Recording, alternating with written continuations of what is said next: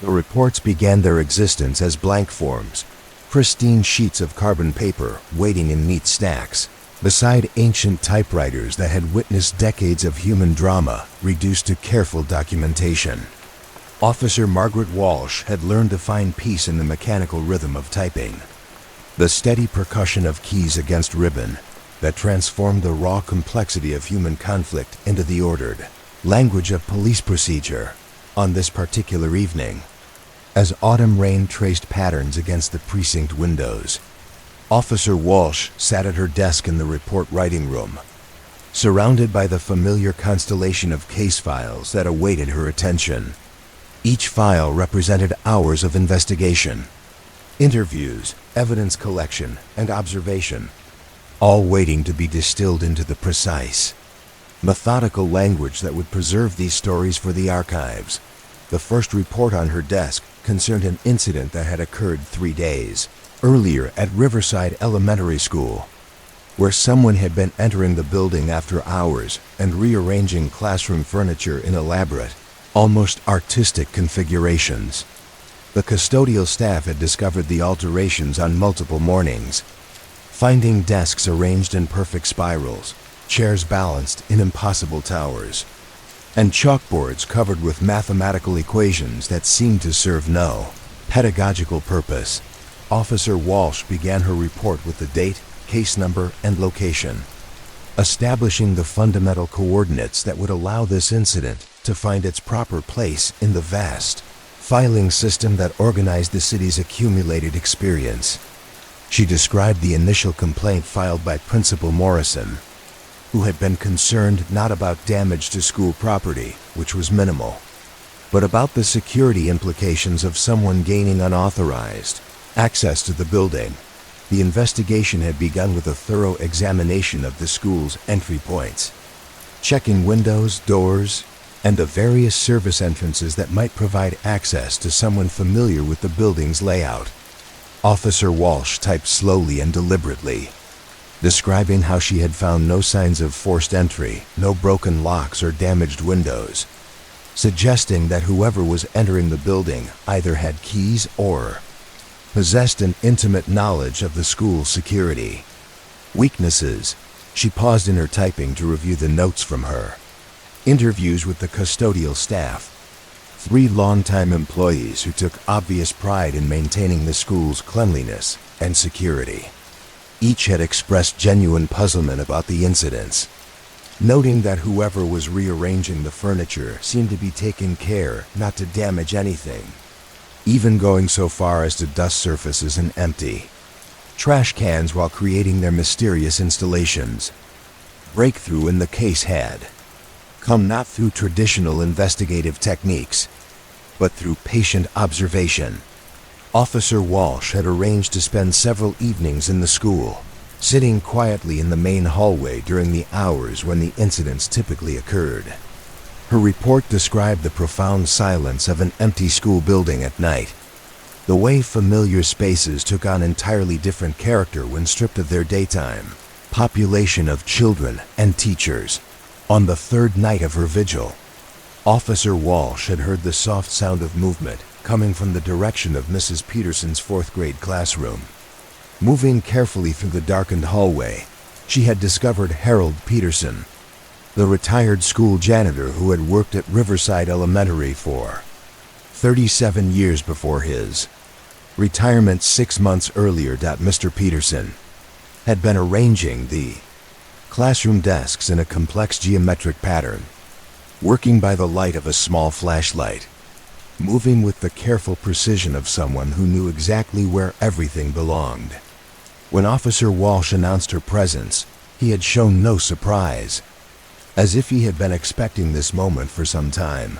The conversation that followed, which Officer Walsh documented in careful detail, revealed a story of profound loss and attachment that went far beyond simple trespassing. Mr. Peterson explained that retirement had been more difficult than he had anticipated, that after nearly 4 decades of caring for the school building, he found himself unable to sleep, unable to find peace in the sudden absence of purpose that retirement had created in his life.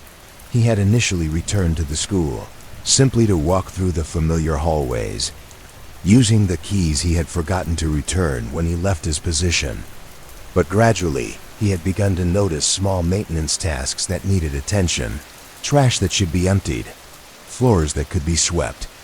The furniture arrangements had begun as a way to ensure that he had legitimate work to do during these unauthorized visits, tasks that would justify his presence even if he was. Discovered, Officer Walsh typed Mr. Peterson's explanation into her report with the same careful attention to detail that she applied to all her documentation, recognizing that this case required an understanding of human psychology rather than traditional law enforcement techniques. She described how Mr. Peterson had spoken about each classroom as if it were a living entity, expressing concern about Mrs. Johnson's broken pencil sharpener and noting that the third-grade reading corner needed new carpet. The resolution of the case had required cooperation between Officer Walsh, Principal Morrison, and the school district's administration. Rather than pursuing criminal charges for trespassing, they had worked together to create a role for Mr. Peterson as a volunteer security monitor, allowing him to continue his connection to the school within an official framework that addressed both his emotional needs and the institution's security concerns. Officer Walsh's final paragraphs documented the outcome with the same methodical precision she had applied to every other aspect of the case. Mr. Peterson had returned his unauthorized keys and received new ones in his capacity as volunteer security monitor. He would spend 3 evenings per week at the school, conducting security checks and handling minor maintenance tasks under a formal agreement with the district. Report concluded with a note about the positive response from both staff and students to Mr. Peterson's continued presence at the school. Teachers had commented on the improved condition of their classrooms, and students had expressed delight at seeing their former janitor still caring for their school environment. What had begun as a security concern had evolved into a solution that benefited everyone involved. Officer Walsh removed the completed report from her typewriter and placed it in the filing tray, then reached for the next case file on her desk. This one involved a complaint about abandoned vehicles in the parking lot behind Morrison's hardware store, where several cars had been sitting unmoved for weeks, creating what the store owner described as an unsightly and potentially unsafe situation. The initial investigation had required Officer Walsh to conduct what she thought of as automotive archaeology, carefully documenting each abandoned vehicle and attempting to trace their ownership through license plate records and vehicle identification numbers. Her report began with a detailed inventory of the vehicles, describing their make, model, condition, and position within the parking lot. Asterisk, the first vehicle was a 1978 Ford pickup truck, faded blue paint oxidized to a chalky white, with 2 flat tires and windows so dirty that it was impossible to see into the interior. License plate records showed that the truck was registered to Martin Hayes, who had died 4 months earlier, according to county records. The truck had apparently been parked behind the hardware store because Martin had worked there part-time during his retirement, using the vehicle to transport materials for his small carpentry business. Officer Walsh described in her report how she had contacted Martin's son, Robert Hayes, who lived in a neighboring state and had been unaware that his father's truck was still parked at the hardware store. Robert had expressed gratitude for the notification and had arranged to have the truck towed to a salvage yard, noting that it had little monetary value but contained tools that had sentimental significance for the family. The second vehicle presented a more complex challenge.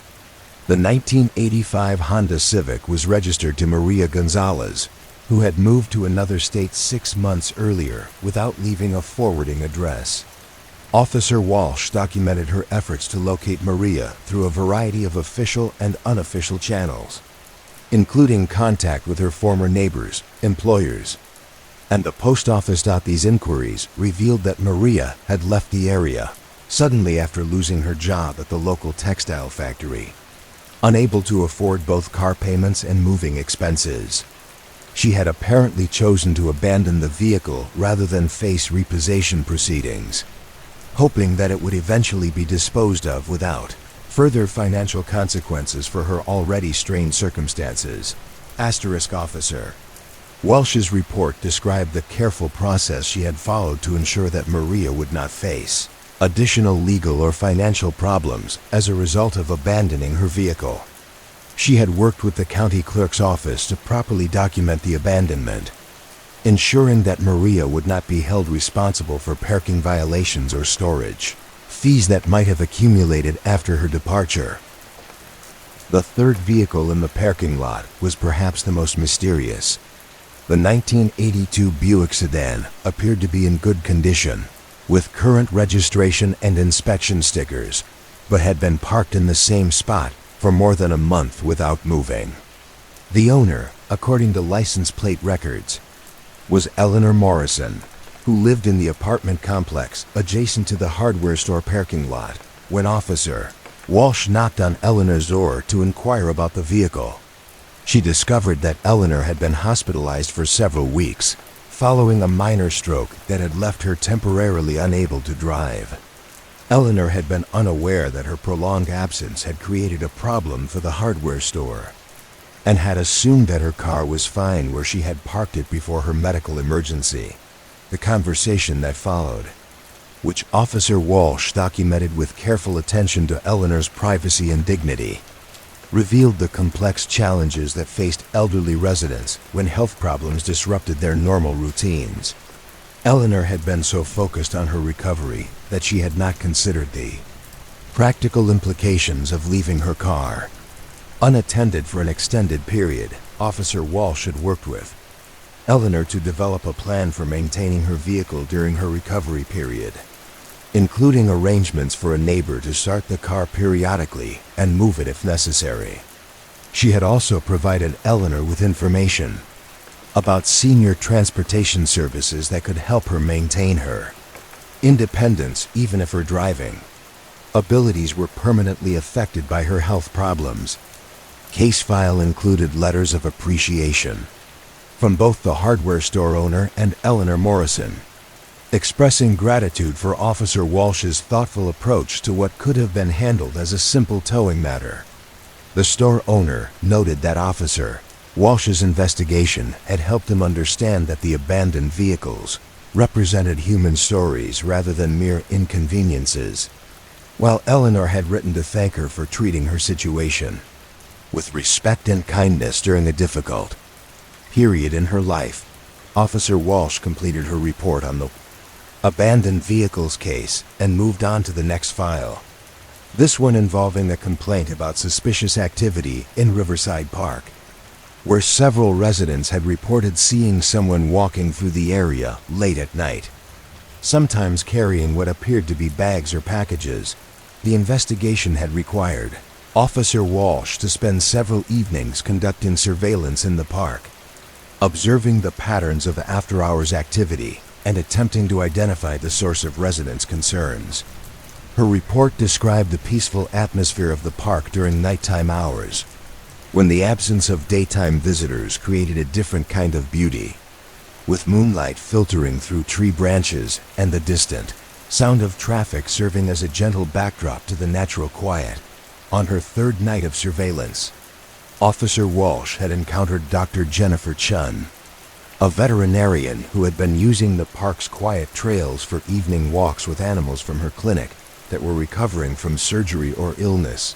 Dr. Chun explained that many animals, particularly those dealing with trauma or medical procedures, responded better to gentle exercise in peaceful environments rather than the stimulating chaos of busy streets or crowded areas. The bags that residents had observed Dr. Chen carrying contained medical supplies, food, and waste cleanup materials for her animal patients. She had been walking different animals through the park on various evenings, providing them with the calm, natural environment they needed for optimal recovery, while also ensuring that her activities did not disturb the park's normal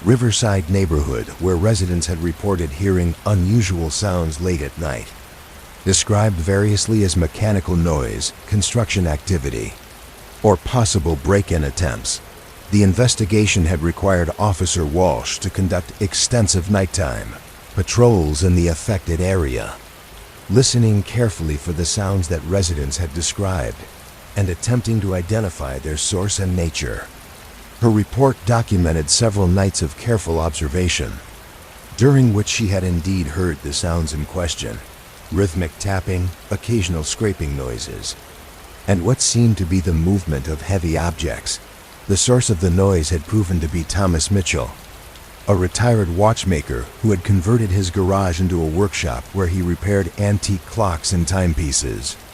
Thomas worked during nighttime hours because his day was occupied with caring for his wife, who suffered from Alzheimer's disease and required constant supervision during her waking hours. The workshop sounds that had concerned neighbors were the normal operations of Thomas's repair work: the tapping of small hammers on metal components, the scraping of files against gear mechanisms, and the movement of heavy clock cases as he worked on different pieces. He had been unaware that the sounds carried beyond his garage, assuming that his residential neighborhood was quiet enough that his work would not disturb anyone. Officer Walsh's report described her conversation with Thomas about the challenges of balancing his need to continue working with his responsibility to maintain peaceful relationships with his neighbors. Thomas explained that clock repair was not only his livelihood, but also his passion, providing the mental stimulation and sense of purpose that helped him cope with the stress of caring for his wife. The resolution had involved Thomas working with his neighbors to establish hours when his workshop activities would be acceptable, and developing soundproofing measures that would reduce the noise without requiring him to abandon his work entirely. Several neighbors had volunteered to help with the soundproofing project, creating an opportunity for community cooperation rather than ongoing conflict. The case file included follow-up reports documenting the success of these arrangements, with neighbors expressing appreciation for Thomas's consideration and Thomas reporting that the soundproofing had actually improved his working conditions by reducing outside distractions. One neighbor had even commissioned Thomas to repair a family heirloom clock, beginning a relationship that had provided Thomas with additional income during a financially challenging period. Officer Walsh noted in her conclusion that the case had demonstrated how apparent problems could often be resolved through communication and cooperation rather than enforcement action. The noise that had initially generated complaints had been transformed into an opportunity for neighbors to understand and support each other's needs and circumstances. The evening's final case file involved reports of suspicious activity at Memorial Cemetery, where groundskeeping staff had noticed evidence of someone visiting graves during nighttime hours, leaving flowers and other items that were not placed by family members or cemetery staff. Officer Walsh's investigation had required her to spend several quiet nights in the cemetery, observing the peaceful landscape where the city's history rested beneath carefully maintained grass and monuments that spoke to lives lived and losses mourned. The cemetery at night possessed a profound tranquility, with moonlight illuminating headstones and the distant sounds of the city, creating a gentle backdrop to the eternal silence. On her second night of surveillance, Officer Walsh had encountered David Park, a grief counselor who had been visiting graves of individuals who had died without family or friends to remember them. David explained that his work with bereaved clients had made him acutely aware of the sadness of graves that received no visitors, markers that stood as lonely monuments to lives that seemed forgotten by the living world. His nighttime visits involved placing fresh flowers on these unvisited graves, reading aloud from poetry or scripture that he thought might provide comfort even to those who could no longer hear, and maintaining a quiet vigil that honored the memory of those who had passed away without leaving obvious traces of their impact on the world. Officer Walsh's report documented her conversation with David, about the importance of his volunteer work while also addressing the cemetery administration's concerns about unauthorized after-hours activities. David had been unaware that his visits might be perceived as suspicious or potentially problematic, having assumed that his respectful activities would be welcomed even without formal permission. The resolution had involved David working with cemetery administration to obtain official volunteer status, allowing him to continue his memorial visits within a framework that addressed security concerns while supporting his valuable community service. The cemetery had also begun publicizing David's work, inspiring other community members to participate in remembering those who had died alone. The case file concluded with letters from several families who had learned about David's work and had requested that he include specific graves of their loved ones in his regular visits. These families lived too far away to visit regularly themselves, but found comfort in knowing that someone was maintaining a connection to their departed relatives. Officer Walsh completed her typing and gathered the evening's reports into a neat stack, each one representing hours of careful investigation and thoughtful problem-solving that had transformed apparent problems into opportunities for community understanding and cooperation. The typewriter keys had carved order from complexity once again, creating permanent records of human stories that would find their place in the vast archive of the city's accumulated experience. She walked through the quiet precinct toward the filing cabinets where these reports would join thousands of others, each one a testament to the patient work of understanding that characterized the best of police service.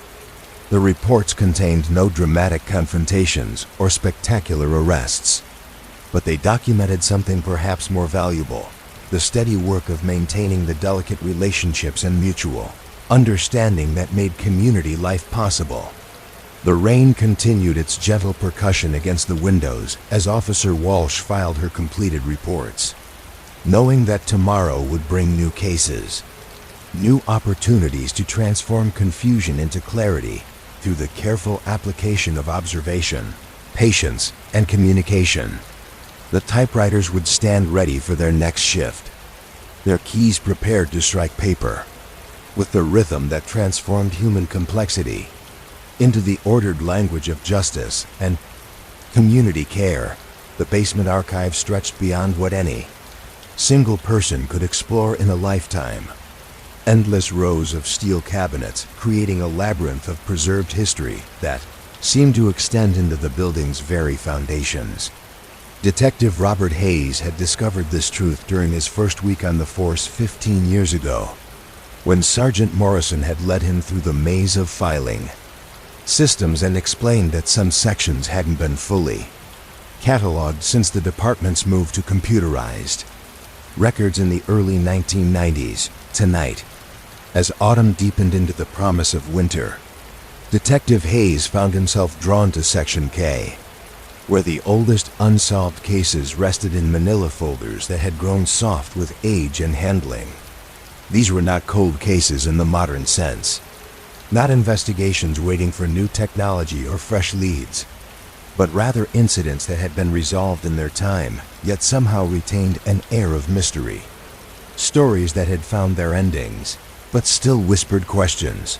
Into the archive's perpetual twilight, he pulled the first drawer of cabinet K-17, feeling the familiar resistance of old metal tracks that had guided thousands of searches over the decades. Inside, folders hung like autumn leaves, their tabs faded but still legible in the careful handwriting of clerks who had understood that proper organization was a form of respect for the stories these files contained. The first folder bore the notation, Henderson Property, Disputed Ownership, 1976-1982. Detective Hayes lifted it carefully, noting how the manila had darkened to the color of old honey, and carried it to the reading station where a green-shaded lamp cast its warm circle of light against the archive's institutional dimness. The folder opened with the whisper of paper against paper, releasing a scent that spoke of decades spent in climate-controlled silence. The Henderson case had begun. According to the initial report, when city surveyors discovered that a small triangle of land behind the Riverside Community Center had no clear title in county records. The triangle, measuring approximately 12 feet at its base and extending 20 feet toward the river, had been maintained as a garden for more than 30 years by Martha Henderson, who lived in the house that bordered the disputed property. Detective Williams, who had been assigned to investigate the matter in 1976, had approached the case with the methodical patience that characterized police work of that era. His reports, typed on forms that had been discontinued decades ago, documented every conversation, every search of public records, every attempt to untangle the web of property transfers, inheritances, and municipal decisions that had created the confusion about ownership. The investigation had revealed a fascinating glimpse into the city's administrative history. The triangle of land had originally been part of a larger parcel owned by the Morrison family. Early settlers who had built the first mill on the river in the Waiver in the 1890s, when the city purchased the Morrison property for the community center in 1943. The survey had somehow failed to include the small triangle that extended toward the water. Martha Henderson's claim to the land rested on 40 years of continuous use and maintenance, dating back to when her mother had first planted vegetables in what appeared to be an abandoned lot. The Henderson family had built raised beds, installed a small greenhouse, and created what neighbors described as one of the most beautiful gardens in the city, all without knowing that the land's ownership remained legally ambiguous. Detective Williams had spent months researching property records, interviewing longtime residents, and consulting with city attorneys about the legal implications of the situation.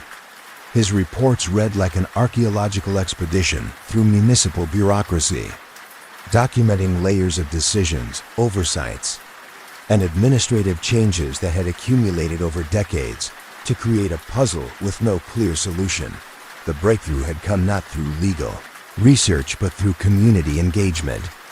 Detective Williams had organized a neighborhood meeting to discuss the situation, bringing together residents who had watched the Henderson garden grow over the years, city officials who needed to resolve the ownership question, and members of the Henderson family who wanted to understand their legal standing.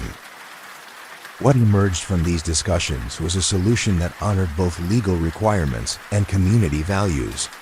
The city formally claimed ownership of the disputed triangle, but immediately entered into a long-term lease agreement with the Henderson family, allowing them to continue maintaining the garden while providing legal clarity about the lands.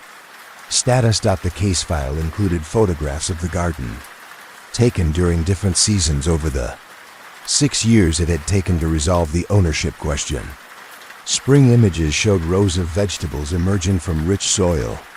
Summer photographs captured the full abundance of Martha Henderson's careful cultivation. Autumn pictures documented the organized harvest that fed not just her family but several neighbors who helped with the garden's maintenance. Detective Hayes found these photographs particularly moving, evidence of how legal complications had been transformed into opportunities for community cooperation. The final documents in the file showed that the garden lease had been structured to allow other residents to participate in the growing project, creating what eventually became the Riverside Community Garden, a cooperative effort that continued to flourish decades after the original ownership dispute had been resolved. Martha Henderson had become the garden's first coordinator, sharing the knowledge she had accumulated over 40 years of cultivation with new participants who brought their own skills and enthusiasm to the project. The lease agreement had included provisions for educational programs, seasonal festivals, and the donation of excess produce to local food banks, transforming a property dispute into a model for community agriculture. Detective Hayes closed the Henderson file and reached for another. This one labeled Morrison Mill, Historical Preservation, 1978 to 1984. The folder was thicker than the first, filled with reports, photographs, and correspondence that documented a complex investigation into vandalism at the city's last Remaining 19th century mill building. The Morrison Mill had stood empty since 1963, when the last of the businesses that had occupied it after the original milling operation ceased had finally relocated to more modern facilities. By 1978, the building had become what city officials described as both a historical landmark and a maintenance headache. Too significant to demolish, but too expensive to properly preserve. The vandalism investigation had begun when nearby residents reported seeing lights in the mill building during late evening hours, along with sounds of construction or renovation activity that seemed inconsistent with the building's abandoned status. Officer Peterson, who had been assigned to investigate, had initially approached the case as a straightforward trespassing matter, expecting to find teenagers or transients using the empty building for unauthorized purposes. What he discovered was far more complex. A group of local craftspeople, led by retired carpenter Frank Morrison, a distant relative of the mill's original owners, had been secretly working to preserve the building's most historically significant features, using their own time and materials to prevent further deterioration of irreplaceable 19th century machinery and architectural elements. Frank Morrison explained to Officer Peterson that he had been watching the mill building decay for years, frustrated by the city's inability to fund proper preservation while also understanding the financial challenges that made official restoration impossible. The group of volunteers had begun their work quietly, hoping to make enough progress that they could eventually present the city with a preservation plan that would be financially feasible. Officer Peterson's reports documented his growing understanding of the complex motivations behind what had initially appeared to be simple vandalism. The volunteers were all skilled craftspeople who understood historical preservation techniques, and their work was actually improving the building's condition rather than damaging it. However, their unauthorized access to city property created liability issues that could not be ignored. Regardless of their good intentions, the resolution of the case had required cooperation between the police department, city administration, and the volunteer preservation group. Officer Peterson had worked with all parties to develop a legal framework that would allow the preservation work to continue while addressing the city's concerns about liability and proper oversight of municipal property. Agreement that emerged had created the Morrison Mill Preservation Society, a formal organization that received official permission to conduct restoration work under the supervision of the city's Historical Preservation Office. The volunteers' unauthorized activities were forgiven in exchange for their agreement to work within official channels and to document their preservation efforts for future reference. The case file included progress reports from the Preservation Society covering the 6 years it had taken to complete the most urgent restoration work.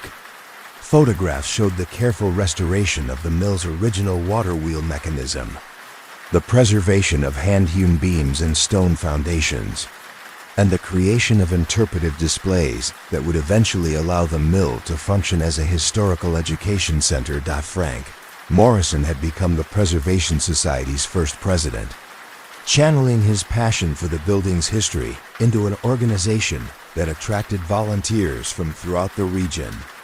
The society had raised funds through grants, donations, and fundraising events, eventually accumulating enough resources to complete a full restoration that transformed the abandoned mill into one of the city's most popular historical attractions. Detective Hayes noted the letters of commendation in the file, including recognition from the State Historical Society and the National Trust for Historic Preservation, acknowledging the Morrison Mill project as a model for community-based historical preservation. What had begun as a vandalism investigation had evolved into a success story that demonstrated how apparent law-breaking could sometimes reflect deeper community values that deserved support rather than suppression. The next file dealt with an equally complex situation, involving the old Riverside Cemetery, where groundskeepers had reported finding evidence of unauthorized digging in sections that had been unused for decades. The initial investigation had raised concerns about grave robbing or other criminal activity that might threaten the cemetery's integrity as a place of rest and remembrance. Detective Chun, who had been assigned to investigate, had spent several nights conducting surveillance in the cemetery, observing the peaceful landscape where generations of the city's residents rested beneath, weathered monuments that spoke to lives lived and losses mourned. Her reports described the profound silence of the cemetery during nighttime hours, when moonlight transformed the familiar paths into something that felt both mysterious and deeply peaceful.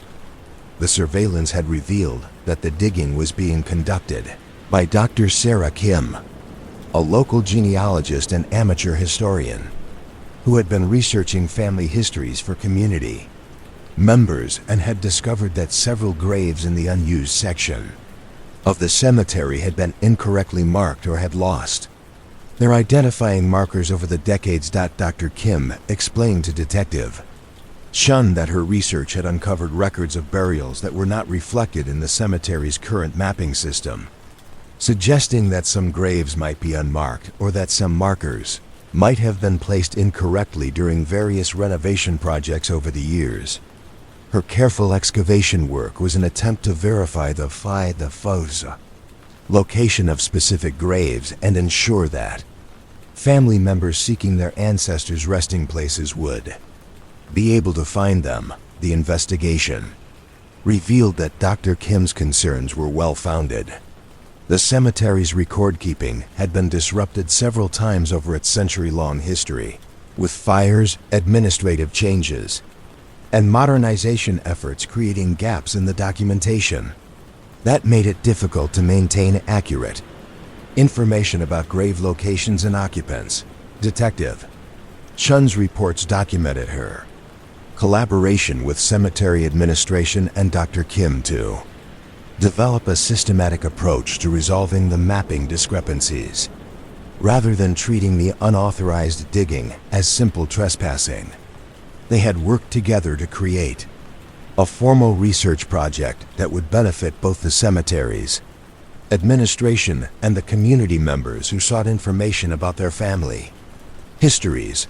The resolution had involved Dr. Kim receiving official volunteer status with the cemetery, allowing her to continue her research under proper supervision, while contributing her expertise to the cemetery's efforts to maintain accurate records. Her work had led to the correction of numerous mapping errors and the restoration of proper markers for graves that had been incorrectly identified or inadequately marked. The case file included testimonial letters from families who had benefited from Dr. Kim's research, including several who had been searching for decades for information about ancestors' burial sites. One particularly moving letter came from an elderly woman who had finally been able to visit her grandmother's grave for the first time, thanks to Dr. Kim's work in correcting decades-old mapping errors.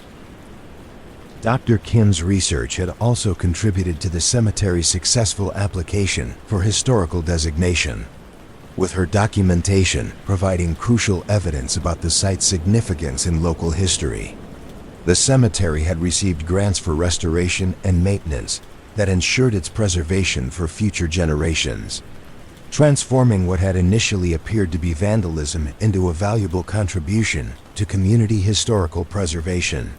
Detective Hayes found the next file particularly thick, filled with documents related to what the initial report described as suspicious activity. Riverside Park Maintenance Area. The case had begun in 1979, when park visitors reported seeing someone removing plants and soil from various locations throughout the park, activity that appeared to constitute theft of city property or possible environmental vandalism. That the investigation had been conducted by Officer Rodriguez, whose patient approach to community policing had led him to spend considerable time in the park, observing patterns of use and speaking with regular visitors who might have information about the reported activities. His reports described the park during different seasons and times of day, documenting how the space served different communities and needs throughout its daily and seasonal cycles. The individual responsible for the plant removal turned out to be Maria Santos, a retired biology teacher who had been conducting an unauthorized restoration project aimed at removing invasive plant species and replacing them with native varieties that would be better suited to the local ecosystem. Maria explained that her years of teaching environmental science had made her acutely aware of the damage that invasive species were causing to the park's natural balance. Her removal activities had been carefully planned and executed based on extensive research into the park's original ecosystem and the most effective methods for encouraging native plant recovery. Rather than randomly removing vegetation, Maria had been targeting specific invasive species while protecting and encouraging native plants that were struggling to compete for resources. Officer Rodriguez's investigation had revealed that Maria's work was actually improving the park's environmental health, even though her unauthorized activities created administrative and legal complications for the parks department. Her knowledge of local ecology and plant identification was extensive, and her restoration techniques were scientifically sound. But her work needed to be integrated into the city's official park management plans. The resolution had required Officer Rodriguez to facilitate discussions between Maria, the Parks Department, and local environmental organizations that shared her concerns about invasive species management. These conversations had led to the creation of a formal volunteer stewardship program that allowed qualified community members to participate in park maintenance and restoration activities under professional supervision. Maria had become the volunteer coordinator for the park's environmental stewardship program, training other community members in plant identification, invasive species removal, and native plant cultivation. The program had expanded to include educational components for school groups and community organizations, transforming the park into a living classroom for environmental education. The case file included photographs documenting the transformation of various areas of the park over the 5 years following the resolution of Maria's unauthorized activities. Images showed the gradual return of native wildflowers, the establishment of bird and butterfly habitats, and the creation of interpretive trails that helped visitors understand the park's ecological significance. Letters of recognition from environmental organizations and educational institutions testified to the success of the stewardship program that had grown from Maria's initial unauthorized activities. The program had received awards for community environmental education and had become a model for other municipalities seeking to engage volunteers in park maintenance and ecological restoration. Detective Hayes continued through the files, each one revealing how apparent violations of law or policy had actually represented deeper community values that deserved support and channel rather than simple suppression. The pattern that emerged from these old cases suggested that effective police work often required the ability to see beyond immediate violations to understand the underlying motivations and community needs that drove apparently problematic behavior. The next file documented a case from 1981 involving reports of unauthorized camping in the Vun wooded area behind Riverside Community Center. Initial complaints had suggested that transients or homeless individuals were creating unsanitary conditions and potentially unsafe situations in an area used by families and children during daylight hours. Detective Williams had conducted a thorough investigation of the reported camping activity, including several nights of careful observation in the woods to understand the nature and extent of the unauthorized use. His reports describe the peaceful atmosphere of the wooded area during evening hours, when the sounds of the city faded to a gentle background hum and the natural environment took on a different character entirely. The investigation had revealed that the camping was being conducted by a group of local teenagers who had created what they called a wilderness survival club, spending weekends in the woods to develop outdoor skills and experience natural environments that were otherwise difficult to access in the urban setting. The group was led by James Park, a 16-year-old Eagle Scout who had organized the camping activities as a way to share his outdoor knowledge with friends who lacked access to traditional scouting programs. Detective Williams had found the teenagers' campsite to be remarkably well organized and environmentally responsible, with proper waste disposal, minimal impact camping techniques, and evidence of the kind of outdoor education activities that might be conducted by professional youth programs. The group had been careful to avoid disturbing the natural environment and had actually left several areas cleaner than they had found them. The issue was not the quality of the teenagers' outdoor activities, but rather the liability and safety concerns created by unauthorized camping on city property. Detective Williams had worked with the teenagers, their parents, and community center staff to develop a solution that would allow the outdoor education activities to continue while addressing legitimate safety and supervision concerns.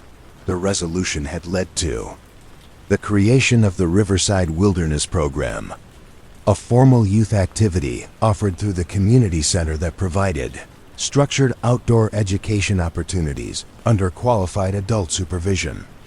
James Park had become a junior instructor in the program, helping to teach wilderness skills to younger children while continuing his own outdoor education under professional guidance.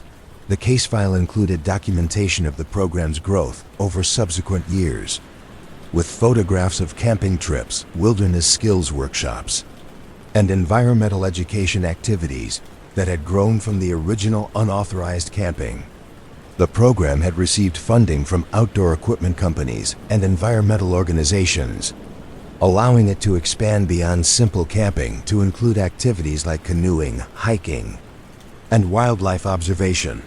Letters from parents testified to the positive impact the wilderness program had on their children's development, noting improvements in self-confidence, environmental awareness, and outdoor skills that served them well in other areas of their lives. Several participants had gone on to careers in environmental science, outdoor education, and conservation, crediting the program with inspiring their professional interests.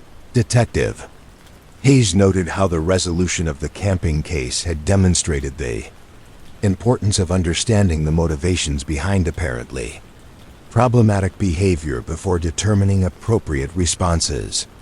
The teenagers' unauthorized camping had actually represented exactly the kind of positive youth development that communities typically tried to encourage, requiring support and proper channeling rather than suppression. The final file from Cabinet K-17 dealt with a complex situation involving the old Morrison building, a former department store that had been converted to apartments in the 1970s but had retained a large basement storage area that technically belonged to the building's commercial property classification rather than its residential use. The case had begun when building residents reported hearing sounds of activity in the basement during evening hours, including what seemed to be construction noise, machinery operation, and the movement of large objects. Initial concerns focused on potential unauthorized commercial use of the space that might violate zoning regulations or create safety hazards for residential occupants. Officer Martinez, who had been assigned to investigate, had discovered that the basement was being used by Antonio Rivera, a master carpenter who had been displaced from his workshop when his previous building was demolished for urban renewal.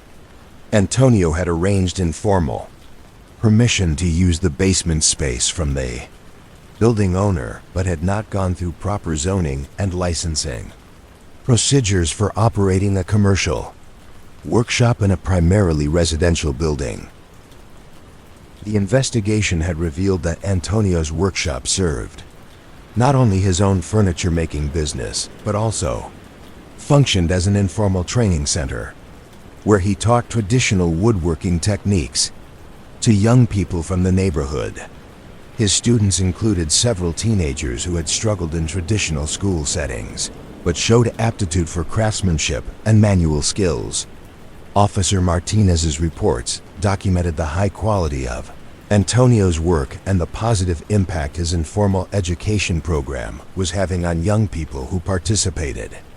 The workshop was well organized and safe, with proper ventilation and safety equipment that met professional standards. But its operation in the basement of a residential building created regulatory complications that needed to be addressed. The resolution had required cooperation between Officer Martinez, zoning officials, the building owner, and Antonio to develop a plan that would allow the workshop activities to continue while ensuring compliance with safety and zoning requirements. The solution had involved rezoning a portion of the basement for appropriate commercial use and establishing the workshop as a formal nonprofit educational program.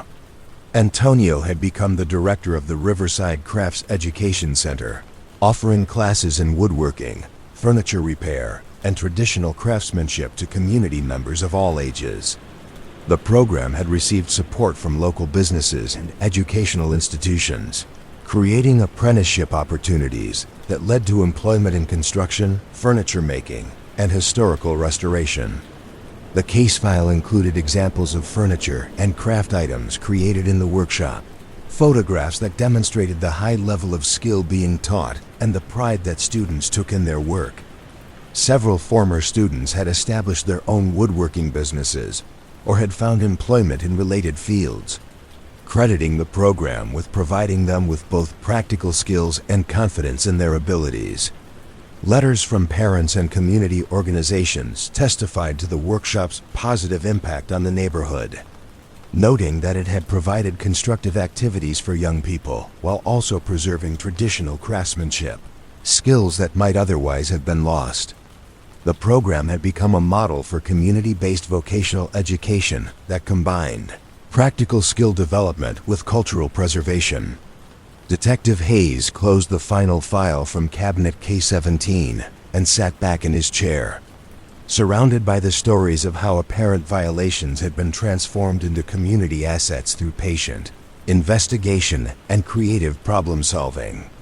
The cases from this cabinet seemed to represent a different era of police work, one that had time and latitude for understanding the complex social dynamics that created apparent problems and for developing solutions that addressed underlying needs, rather than simply suppressing surface symptoms. The archives around him held thousands more such stories, each one representing a small moment in the ongoing effort to maintain community cohesion while adapting to changing needs and circumstances. These files were not simply records of police activity, but documentation of how communities actually functioned, how conflicts were resolved, and how apparent problems could become opportunities for positive change. As he prepared to return the files to their proper places, Detective Hayes reflected on the patience and wisdom that characterized the police work documented in these archives. Officers like Rodriguez, Williams, Martinez, and Chun had understood that their job was not simply to enforce regulations, but to help communities find ways to honor their values while maintaining order and safety. The basement archive stretched away into the darkness, holding their stories with quiet dignity, waiting for future readers who might need to understand that police work, at its best, was really about understanding people and helping them find ways to live together constructively. These files would be here tomorrow and the day after that, preserving the knowledge that effective law enforcement often required the ability to see beyond immediate violations to understand the deeper human needs and community values that shaped behavior. The fluorescent lights hummed their familiar tune as Detective Hayes filed the completed folders, each one returning to its proper place in the vast catalog of human experience that the archives preserved. Outside, the city continued its restless movement. But down here, in the careful organization of documented wisdom, the stories rested in peace, ready to teach their lessons to anyone who took the time to listen to their whispered guidance about patience, understanding, and the complex art of helping communities thrive. The Riverside County Courthouse retained its dignity even in the quiet hours, after the last gavel had fallen and the final clerk had locked away the day's proceedings. Detective Lisa Park had developed a habit of walking through these halls during the evening shift, finding something profoundly peaceful in the way justice buildings settled into silence, their formal chambers becoming repositories of concluded stories and resolved conflicts. Tonight, as October rain traced patterns against the tall windows that lined the courthouse corridors, Detective Park found herself drawn to the basement. Levels where older courtrooms had been converted into storage areas for case files that were no longer actively referenced, but remained too significant for simple disposal. These spaces retained the architectural gravitas of their original purpose while serving as quiet archives for the accumulated decisions that had shaped the community's understanding of law and order. The first room she entered had been Courtroom C, a space that had heard hundreds of cases during its active years from 1952 to 1987, when modern courthouse construction had moved most proceedings to larger, more technically equipped facilities upstairs. The original wooden benches remained in place, their surfaces worn smooth by decades of anxious families, nervous defendants, and patient observers who had waded through the slow processes of legal resolution. Detective Park settled into one of these benches, opening the case file she had brought from the precinct archives, a thick folder documenting a series of incidents that had required multiple court appearances over the span of several years in the early 1980s. Case involved what the initial reports described as ongoing disturbances at 1247 Elm Street, a boarding house that had generated numerous complaints from neighbors and repeated interventions from police over a period of nearly 3 years. The boarding house had been operated by Mrs. Helen Chang, a widow who had converted her large Victorian home into rental rooms for working adults who needed affordable housing in the downtown area. The complaints against the property had begun small, minor issues about parking, noise levels, and the general increase in foot traffic that came with having 8 adult residents instead of a single family in what had traditionally been a quiet, residential neighborhood. Officer Thompson, who had been assigned to handle the initial complaints, had documented each incident with the methodical care that characterized police work of that era. His reports described conversations with neighbors who were adjusting to the changing character of their street, with Mrs. Chang, who was learning to manage her new responsibilities as a landlord, and with the boarding house residents who were trying to be good neighbors while maintaining their own rights to peaceful enjoyment of their rental homes. The case had escalated when several residents of the boarding house were arrested on various minor charges, incidents that seemed unrelated to their housing situation, but which had reinforced neighborhood concerns about the character of people who lived in rental rooms rather than traditional family homes. The arrests included charges for public intoxication, disorderly conduct, and failure to pay traffic fines, minor violations that individually might not have attracted attention, but which collectively created a pattern that worried neighbors. Detective Park read through Officer Thompson's careful documentation of each incident, noting how he had worked to understand the broader social and economic context in which these minor violations occurred. The boarding house residents were primarily working adults who held jobs in restaurants, retail stores, and service industries. People who worked irregular hours for modest wages and who often faced transportation challenges that made minor infractions more likely to escalate into arrest situations. The breakthrough in understanding the case had come when Officer Thompson began attending neighborhood association meetings, listening to residents' concerns while also explaining the legal and practical limitations on what police could do to address problems that were primarily social rather than criminal in nature. These meetings had revealed that much of the tension centered around different assumptions about appropriate neighborhood behavior rather than actual violations of law or policy. The resolution had required multiple court appearances, not because of criminal proceedings, but because Mrs. Chang had requested judicial review of city housing regulations that seemed to discriminate against boarding house operations in residential neighborhoods. The court proceedings, documented in transcripts that filled much of Detective Park's case file, had explored complex questions about housing discrimination, neighborhood character, and the rights of both property owners and existing residents. Judge Morrison, who had presided over these proceedings, had approached the case with the same patient attention to underlying issues that Officer Thompson had demonstrated in his police work, rather than simply ruling on the narrow legal questions presented. Judge Morrison had encouraged all parties to participate in mediated discussions that addressed both the legitimate concerns of neighbors and the housing needs of working adults who couldn't afford traditional apartment rentals.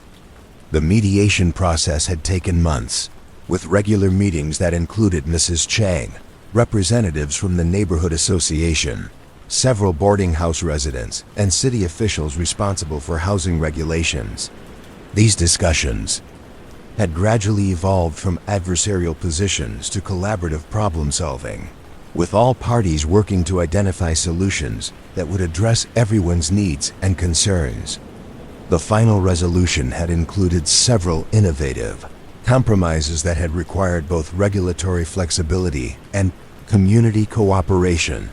Mrs. Chang had agreed to implement house rules that addressed neighbors' concerns about parking, noise, and common area maintenance, while the neighborhood association had agreed to support her application for a special residential permit that would allow the boarding house operation to continue legally. More significantly, the boarding house residents had organized themselves into what they called the Elm Street Residents Council, taking collective responsibility for maintaining good relationships with neighbors and ensuring that house rules were followed consistently. The council had also worked with Mrs. Chang to address practical issues like transportation and communication that had contributed to some of the minor violations that had triggered the original complaints. Detective Park found documentation of the positive outcomes that had resulted from this prolonged process of community engagement and legal resolution. The boarding house had operated successfully for another 15 years, with no further complaints serious enough to require police intervention. Several residents had used their time at the boarding house as a stepping stone to more permanent housing situations, while others had remained long-term tenants who became valued members of the neighborhood community. Mrs. Chang had eventually donated the property to a nonprofit organization that continued operating it as affordable housing for working adults, ensuring that the lessons learned during the mediation process would benefit future residents and neighbors. The case had become a model for addressing housing conflicts through community engagement rather than punitive enforcement. Detective Park closed the boarding house file and walked to the next storage room, which had been Courtroom B during its active years. This smaller space had been used primarily for preliminary hearings and administrative proceedings, cases that required judicial review, but not the full formal process of trial proceedings. The room retained its original judge's bench and court, reporter's station, creating an atmosphere of quiet authority that seemed appropriate for the reflection and analysis that these archived cases deserved. The next case file dealt with a complex situation involving the old Morrison factory building, a 5-story brick structure that had been abandoned when manufacturing operations moved to more modern facilities in the late 1970s.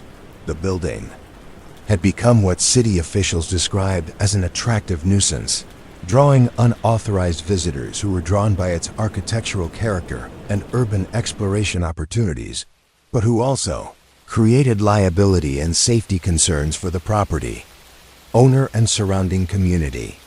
The case had begun with reports of trespassing and vandalism at the Morrison factory, incidents that had initially been handled as straightforward criminal matters involving teenagers and young adults who were breaking into the building for parties, urban exploration, or simple mischief. Officer Martinez had been assigned to increase patrols around the property and to arrest trespassers when they were discovered on the premises. However, Officer Martinez had quickly realized that the trespassing incidents were symptoms of a larger community need that wasn't being addressed through traditional law enforcement approaches. The building attracted visitors because it represented one of the few large, architecturally interesting spaces in the city that was accessible to people who couldn't afford commercial venues for gatherings, artistic projects, or cultural events.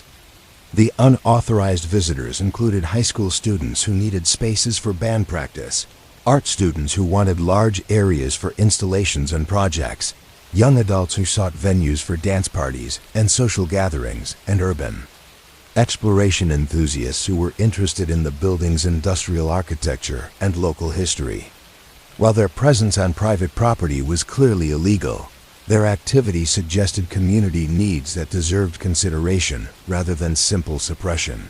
Martinez had worked with the property owner, city officials, and representatives from the various groups using the building to develop what became known as the Morrison Building Community Access Agreement. This innovative arrangement had required extensive legal review and multiple court hearings to ensure that all liability and safety concerns were properly addressed while creating opportunities for legitimate community use. The agreement had established the Morrison Community Arts Center, a nonprofit organization that leased the building from the property owner and took responsibility for managing access, maintaining safety standards, and programming activities that served community needs while respecting the building's historical significance and structural limitations. The Arts Center had been required to make significant investments in safety improvements, including fire suppression systems, emergency lighting, and structural assessments that ensured the building could be used safely for community activities. These improvements had been funded through a combination of grants, fundraising events, and volunteer labor contributed by the same young people who had previously been trespassing in the building. Detective Park found photographs documenting the transformation of the Morrison factory from abandoned industrial space to vibrant community center. Images showed art studios, performance spaces, meeting rooms, and workshop areas that had been created through the collaborative efforts of volunteers who had channeled their enthusiasm for the building into legitimate restoration and programming activities. The case file included letters from community organizations that had benefited from access to the Morrison Community Arts Center, including youth programs, cultural organizations, and educational institutions that had used the space for activities that would have been impossible to conduct in smaller, more conventional venues. The center had become a model for adaptive reuse of historic industrial buildings, inspiring similar projects in other communities.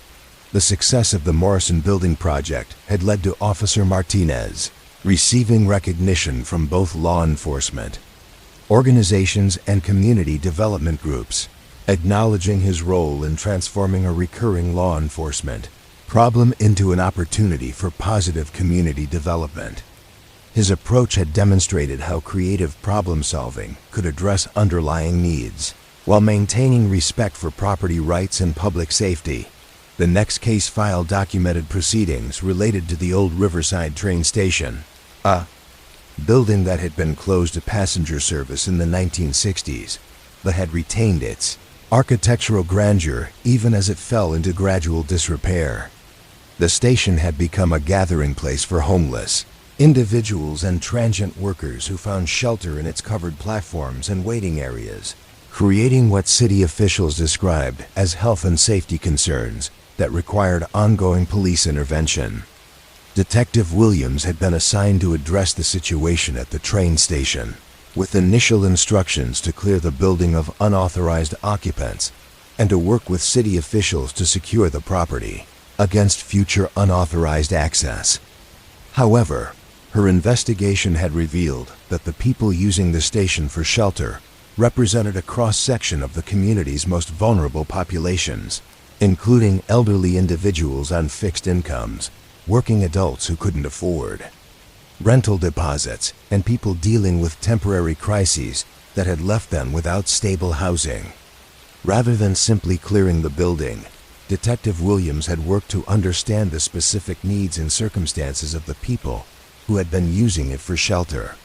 Her reports documented conversations with individuals who had been sleeping in the station, revealing stories of job loss, medical emergencies, family conflicts, and bureaucratic complications that had left people temporarily homeless, despite their efforts to maintain employment and stability.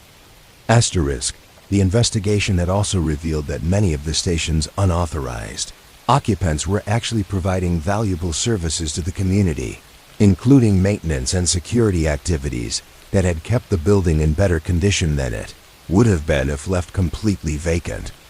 Several individuals had been cleaning the platforms, removing graffiti, and reporting suspicious activities to police, effectively serving as informal caretakers for the abandoned property. Detective Williams had worked with social service agencies, city officials, and representatives from the homeless community to develop a comprehensive approach to the train station situation that addressed both immediate shelter needs and longer-term housing stability. The solution had required multiple court hearings to establish legal frameworks for the innovative approaches that emerged from these collaborative discussions. The resolution had led to the establishment of the Riverside Emergency Shelter Program, a temporary housing initiative that used the train station's waiting areas as transitional shelter space while individuals and families worked to secure permanent housing. The program had been structured to provide not just shelter, but also access to social services, job placement assistance, and housing search support that addressed the underlying causes of homelessness. The train station shelter had been operated by a coalition of social service agencies, with oversight from city officials and ongoing communication with police to ensure that the program maintained appropriate standards while serving community needs. The shelter had included rules and expectations that ensured residents contributed to maintaining the facility while receiving the support they needed to transition to permanent housing. Detective Park found documentation showing that the train station shelter program had served more than 200 individuals over its 5 years of operation, with more than 80% of participants successfully transitioning to permanent housing situations. The program had been recognized by state housing officials as an innovative model for rural emergency shelter services and had received funding to expand its services to include job training and financial counseling. The success of the train station program had led to Detective Williams receiving awards from social service organizations and community development groups, recognizing her role in transforming what had been viewed as a law enforcement problem into an opportunity for addressing underlying social needs. Her approach had demonstrated how police work could contribute to community development rather than simply maintaining order through enforcement. The final case file from Courtroom B dealt with a situation involving the old Morrison Elementary School building, which had been closed when the district built a new elementary school in a more centrally located area. The empty school building had attracted what initial reports described as vandalism and unauthorized use. But investigation had revealed that the activities were primarily educational and cultural rather than destructive. Officer Rodriguez had discovered that the unauthorized use of the school building was being organized by Dr. Sarah Chun, a retired teacher who had been offering free tutoring and educational support to children whose families couldn't afford private tutoring services. Dr. Chun had been using her own key to enter the building, retained from her years of teaching there, to conduct these informal educational programs in familiar classroom settings. The tutoring sessions had attracted students from throughout the district, including children who were struggling in their new schools, students whose families had recently immigrated and needed additional language support, and young people who were dealing with various challenges that made learning difficult in traditional classroom environments. Dr. Chun had been providing these services without any compensation, motivated by her belief that all children deserved access to educational support, regardless of their family's financial circumstances. The investigation had revealed that Dr. Chun's informal school program was actually providing more comprehensive educational support than many official tutoring services, including not just academic assistance, but also counseling, family support, and connections to other community resources that help children succeed in school and at home. However, Dr. Chun's unauthorized use of school property created liability and insurance complications that the district couldn't ignore. Regardless of the positive impact her programs were having on students and families, the resolution of the case had required extensive collaboration between Dr. Chun, school district officials, and community organizations to develop legal frameworks for continuing the educational services while addressing administrative and liability concerns. The solution had led to the establishment of the Morrison Community Learning Center, a formal educational nonprofit that leased space from the school district and provided the tutoring and support services that Dr. Chun had been offering informally. The Learning Center had received funding from educational foundations and community organizations, allowing it to expand its services while maintaining the personalized, family-centered approach that had made Dr. Chun's informal programs so effective. Dr. Chun had become the Learning Center's first director, working with a staff of volunteer teachers and counselors to provide educational support, family services, and community programs that served children and families from throughout the region. The center had become a model for community-based educational support, inspiring similar programs in other districts. Detective Park closed the final case file and walked through the empty courthouse corridors, past the formal portraits of judges who had presided over these proceedings, and the memorial plaques that honored attorneys and court staff who had dedicated their careers to the pursuit of justice. The building retained its dignity even in the quiet hours after the last gavel had fallen, serving as a repository for the accumulated wisdom that emerged when communities worked together to address complex social challenges. These cases represented a different model of justice, one that recognized that many situations that came before the courts were symptoms of larger social needs rather than simple matters of law enforcement. The judges, attorneys, and police officers whose work was documented in these files had understood that effective justice often required addressing underlying causes rather than simply responding to surface symptoms. The courthouse basement stretched beyond what any single person could explore in a lifetime, filled with case files that documented thousands of instances where apparent violations had been transformed into opportunities for community development through patient investigation, creative problem solving, and collaborative engagement. These stories would remain here, preserved in the quiet dignity of archived justice, ready to teach their lessons to future generations who might need to understand that law enforcement and judicial proceedings, at their best, were really about helping communities find ways to honor their values while adapting to changing needs and circumstances. As Detective Park prepared to leave the courthouse, she reflected on the patience and wisdom that characterized the judicial proceedings documented in these archives. The judges, attorneys, and police officers whose work was preserved here had understood that their job was not simply to enforce laws, but to help communities develop the capacity for addressing complex social challenges through collaborative problem solving and mutual support. The rain continued its gentle percussion against the courthouse windows as Detective Park locked the basement levels behind her, knowing that these stories would be here tomorrow and the day after that, holding their lessons with quiet dignity in the accumulated wisdom of archived justice. The building would continue its vigil over the community's commitment to fairness and order, preserving the knowledge that effective justice was often less about punishment than about understanding and addressing the underlying needs that shaped human behavior. Detective Maria Santos had learned to read neighborhoods the way other people read books, understanding that every street corner and front porch held layers of story that accumulated over decades of quiet living.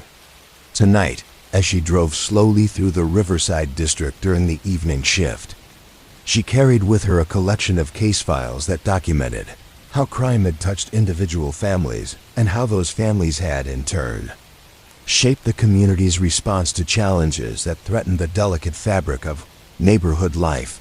The first file rested on the passenger seat of her patrol car, a thick folder that documented what the initial reports had called the Morrison family incident, a series of events in the summer of 1983 that had begun with a simple domestic disturbance call but had evolved into something much more complex, touching multiple families and requiring months of patient investigation and community engagement to fully resolve.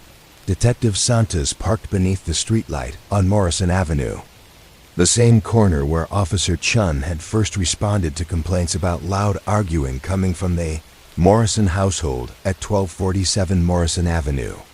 The house still stood there, though it had been painted a different color and showed the careful maintenance that spoke to stable family occupancy. But in the summer of 1983, it had been the center of a crisis that had challenged the community's understanding of how families dealt with stress and how neighbors could provide support without overstepping the boundaries of privacy and autonomy. The Morrison family had consisted of Robert Morrison, a factory worker who had been laid off when the plant downsized, his wife Janet, who worked part-time at the local grocery store, and their 3 children, 16-year-old David, 14-year-old Lisa, and 10-year-old Michael. The family had been dealing with the financial stress of Robert's unemployment, complicated by his increasing alcohol use and the tension that came from too many adults spending too much time in too small a space. Officer Chun's initial reports had documented the surface level of the domestic disturbances, arguments between Robert and Janet about money, responsibility, and Robert's drinking. Conflicts that had become loud enough to concern neighbors who were accustomed to the Morrison family being quiet and private. But as Officer Chun had continued responding to calls from the Morrison address, she had begun to understand that the family's crisis was part of a larger pattern, affecting multiple households in the neighborhood. The economic downturn that had cost Robert Morrison his job had also affected the Hendersons next door, where Mr. Henderson had been forced to take a lower-paying position, and the Chun family across the street, where Mrs. Chun had been struggling to care for her elderly mother while working 2 part-time jobs to supplement her husband's reduced hours. The Morrison family's crisis had been the most visible, but the entire neighborhood had been dealing with economic stress that was straining family relationships and community bonds. Detective Santos opened the Morrison file and reviewed Officer Chun's documentation of how she had gradually expanded her response from simply mediating immediate conflicts to understanding and addressing the broader social context that was creating stress for multiple families. Officer Chun had begun attending neighborhood association meetings, not to investigate specific crimes, but to understand how economic pressures were affecting community stability, and how residents might work together to provide mutual support during difficult times. Breakthrough had come when Officer Chun had organized what she called a neighborhood resource meeting, bringing together families who were dealing with similar challenges to share information about available services, job opportunities, and practical strategies for managing financial stress. The meeting had revealed that many families had been struggling in isolation, unaware that their neighbors were facing similar challenges, and potentially able to provide mutual support and assistance. The Morrison families' participation in these neighborhood meetings had marked the beginning of their recovery from the crisis that had generated the original police calls. Robert had connected with other unemployed workers who had formed a job search support group, sharing leads, transportation, and moral support during the often discouraging process of finding new employment. Janet had joined with other women to organize a neighborhood child care cooperative that allowed parents to work irregular hours while ensuring that children received appropriate supervision. Most importantly, the Morrison children had become involved in activities organized by other neighborhood families, including homework groups, recreational activities, and informal mentoring relationships that had provided them with additional adult support during their family's difficult period. The community response had helped stabilize the family situation while also creating lasting bonds between neighbors who had previously been friendly but not particularly close. Detective Santos found follow-up reports documenting the positive outcomes that had resulted from this comprehensive community approach to what had initially appeared to be a simple domestic disturbance problem. Robert Morrison had found new employment within 3 months. The family arguments had ceased to generate neighbor complaints, and the support networks that had been created during the crisis had continued to function. Long after the immediate problems had been resolved, the case file included letters from multiple neighborhood families expressing gratitude for Officer Chun's approach to the Morrison family crisis. Several residents noted that the neighborhood meetings and support networks had continued for years after the original incidents, creating a stronger sense of community that had helped families deal with subsequent challenges including job losses, medical emergencies, and other crises that might otherwise have overwhelmed individual households. David Morrison had written a letter included in the file, sent from college where he was studying social work, crediting the community support his family had received during his adolescence with inspiring his career choice. He had noted that watching neighbors come together to help each other during difficult times had taught him important lessons about the value of community cooperation and mutual aid that had shaped his understanding of how social problems could be addressed through collective action rather than individual struggle. Detective Santos closed the Morrison file and drove to the next location, documented in her evening's collection of cases, stopping in front of 892 Elm Street, where the Henderson family had lived during a series of incidents in 1984 that had initially been reported as suspected elder abuse, but had revealed the complex challenges facing families who were caring for aging relatives without adequate support or resources. The Henderson case had begun when neighbors reported seeing bruises on Mrs. Eleanor Henderson, an 87-year-old woman who lived with her son Thomas and daughter-in-law Patricia. The bruises had been noticed during Eleanor's weekly walks around the neighborhood, and concerned residents had contacted police when they observed what appeared to be increasing frailty and possible signs of physical mistreatment. Detective Rodriguez, who had been assigned to investigate the suspected elder abuse, had approached the case with the sensitivity and thoroughness that such situations required.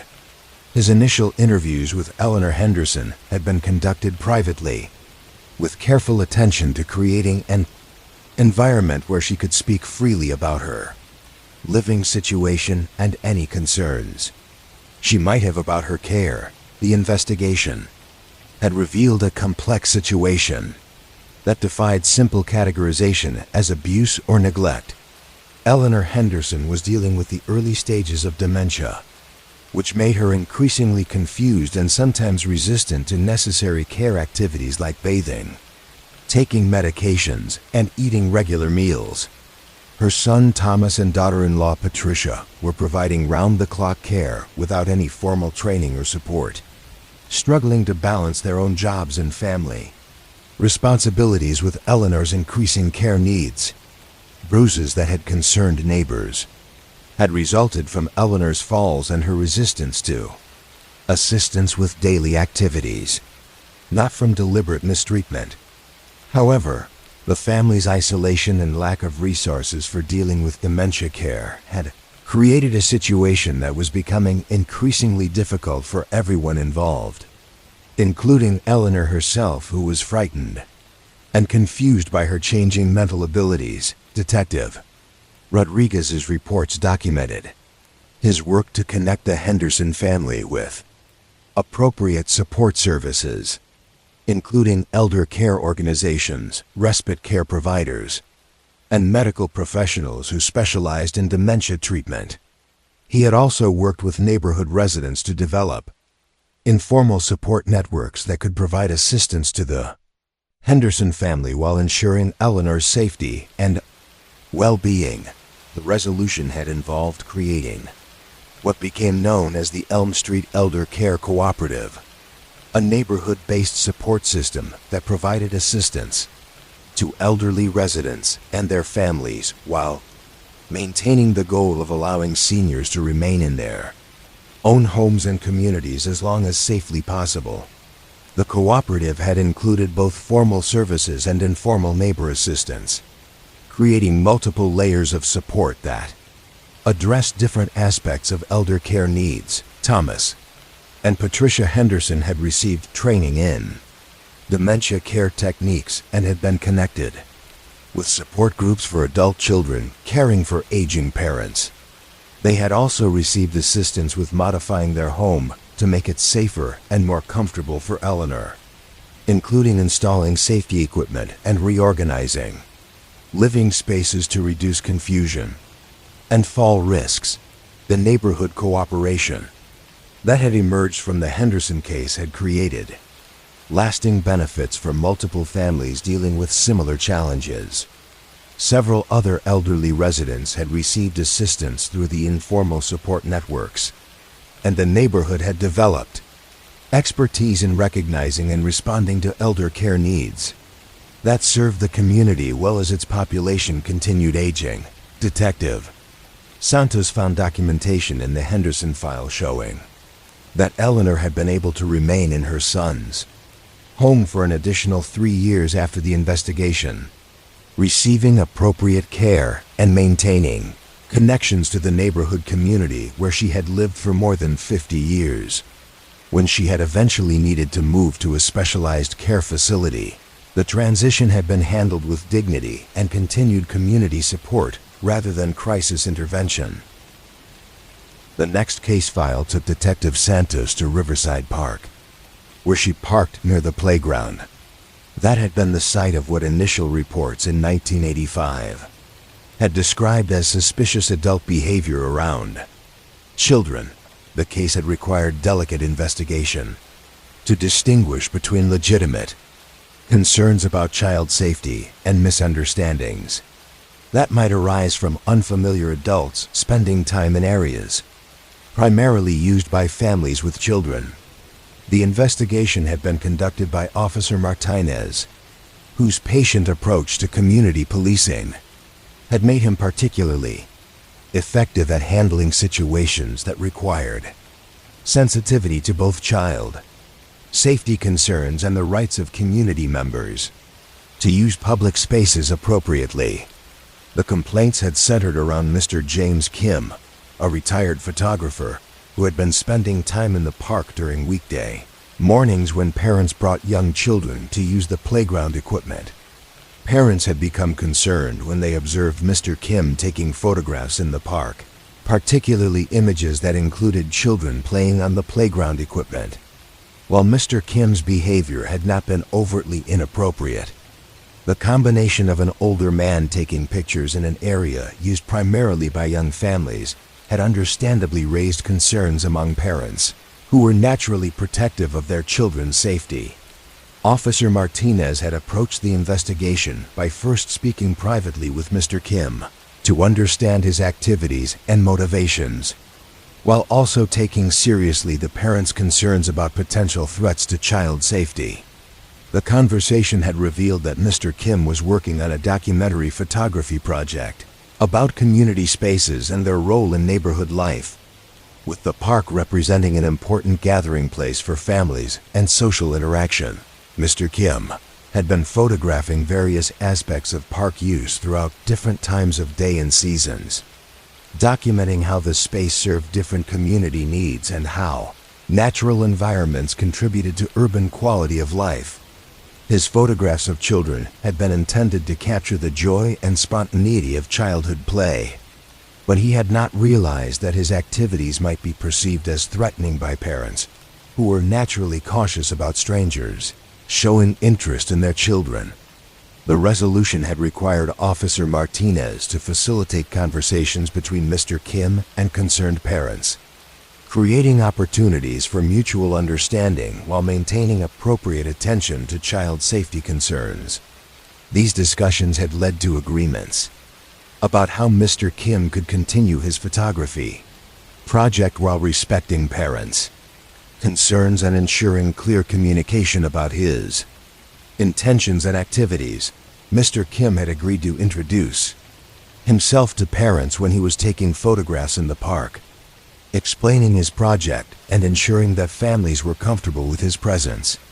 He had also agreed to share some of his completed photographs with the community, creating opportunities for residents to see how his work celebrated the positive aspects of neighborhood life rather than threatening community safety. The case file included examples of Mr. Kim's photography from the completed project, images that captured the beauty and vitality of community life in ways that had helped residents see their neighborhood from new perspectives. The photographs had been displayed in local businesses and at community events, creating opportunities for residents to appreciate the artistic documentation of their shared spaces and experiences. The photography project had evolved into an ongoing collaboration between Mr. Kim and various community organizations, with his skills being used to document neighborhood events, preserve local history, and create promotional materials for community programs. The initial concerns about his activities had been transformed into appreciation for his artistic contributions to documenting and celebrating neighborhood life. Detective Santos drove to the final location for the evening, stopping in front of the small duplex at 567 Pine Street, where the Garcia family had lived during a series of incidents in 1986 that had illustrated the complex challenges facing immigrant families who were trying to establish themselves in new communities while maintaining connections to their cultural traditions and extended family networks. The Garcia case had begun with noise complaints from neighbors who had been disturbed by what they described as large gatherings at the Garcia residence, events that seemed to occur frequently and involved what appeared to be more people than could reasonably be expected to live in the small duplex. The complaints had suggested possible violations of occupancy limits or zoning regulations that might require official intervention. Detective Williams, who had been assigned to investigate the situation, had discovered that the Garcia family was hosting regular gatherings for other recent immigrants from their region of Mexico, providing social support, cultural connection, and practical assistance to people who were navigating the challenges of establishing new lives in an unfamiliar community. The gatherings had included traditional celebrations, informal Spanish language classes, job search support meetings, and childcare cooperatives that allowed parents to work irregular hours while ensuring their children received appropriate supervision and cultural education. While the events were well organized and conducted with respect for neighbors, they did involve more people than typical residential use, and sometimes continued later into the evening than some neighbors preferred. Detective Williams' investigation had revealed the important role that these gatherings played in supporting immigrant integration while preserving cultural identity and family connections. The Garcia family had essentially created an informal community center that was providing services similar to those offered by formal social service organizations, but with the added benefits of cultural familiarity and linguistic accessibility that made them particularly effective for recent immigrants. The resolution had required Detective Williams to work with both the Garcia family and concerned neighbors to develop agreements that would allow the community support activities to continue while addressing legitimate concerns about residential use and neighbor relations.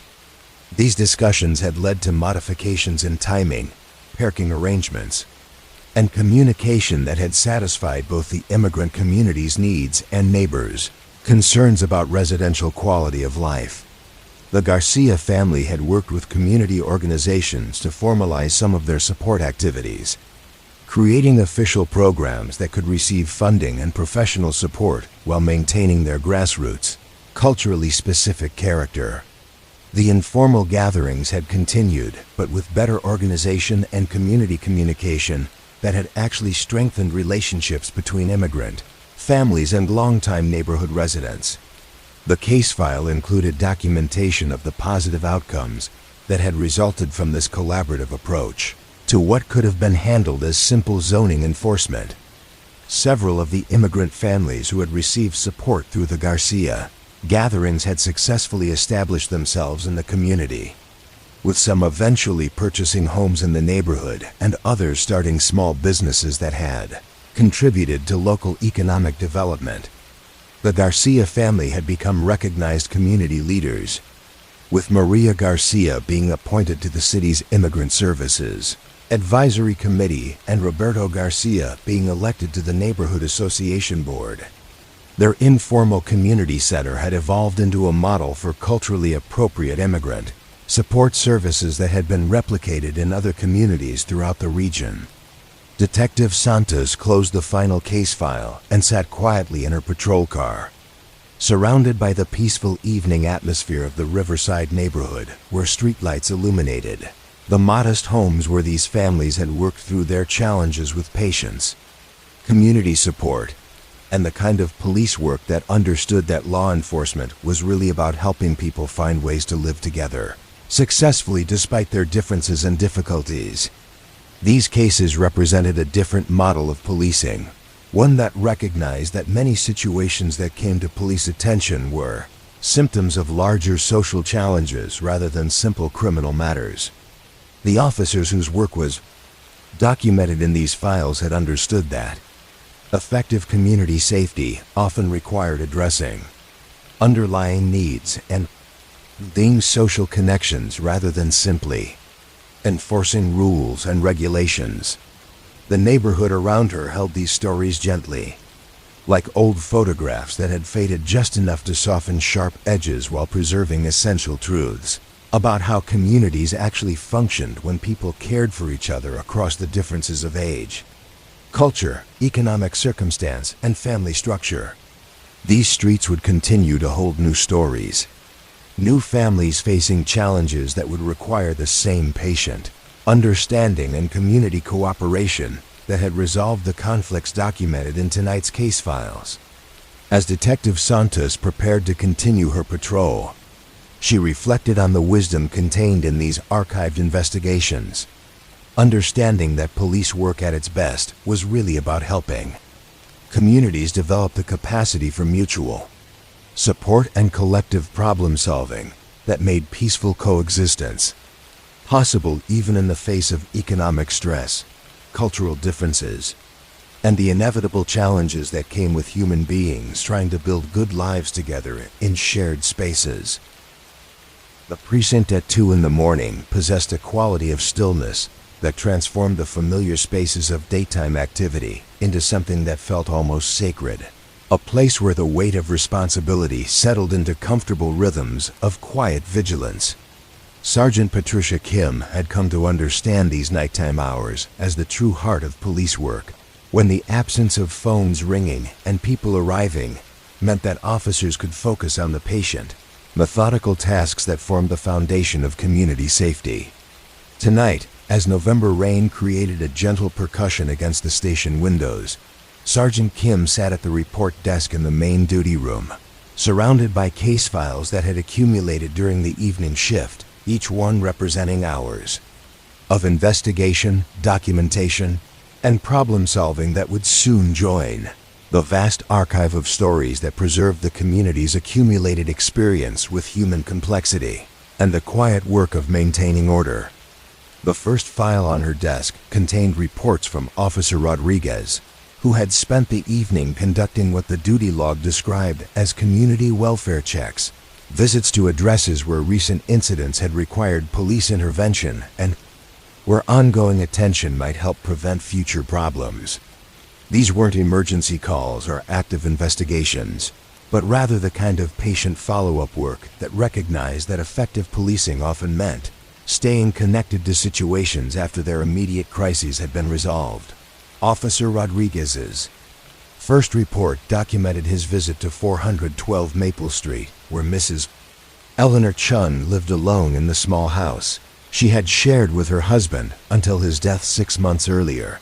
Mrs. Chun had been the subject of several recent police contacts, not because of criminal activity, but because concerned neighbors had called when they noticed signs that she might be struggling to maintain her independence safely. The visits had begun 3 weeks earlier when Mrs. Patterson next door had called to report that Mrs. Chun's newspaper had been accumulating on her front porch for several days, along with mail that seemed to be overflowing from her mailbox. Officer Rodriguez had responded to conduct a welfare check, finding Mrs. Chun safe but somewhat confused and overwhelmed by the practical tasks that her husband had always handled. Mrs. Chun had been dealing with what she described as simply feeling lost since her husband's death, not just emotionally but practically, finding herself responsible for managing finances, home maintenance, and medical appointments that had previously been handled by someone else. She had been too proud to ask for help from her adult children who lived in other states, and too uncertain about available resources to seek assistance from community organizations. Officer Rodriguez's follow-up visits had focused not on investigating any particular incident, but on helping Mrs. Chun connect with appropriate support services while maintaining her dignity and independence.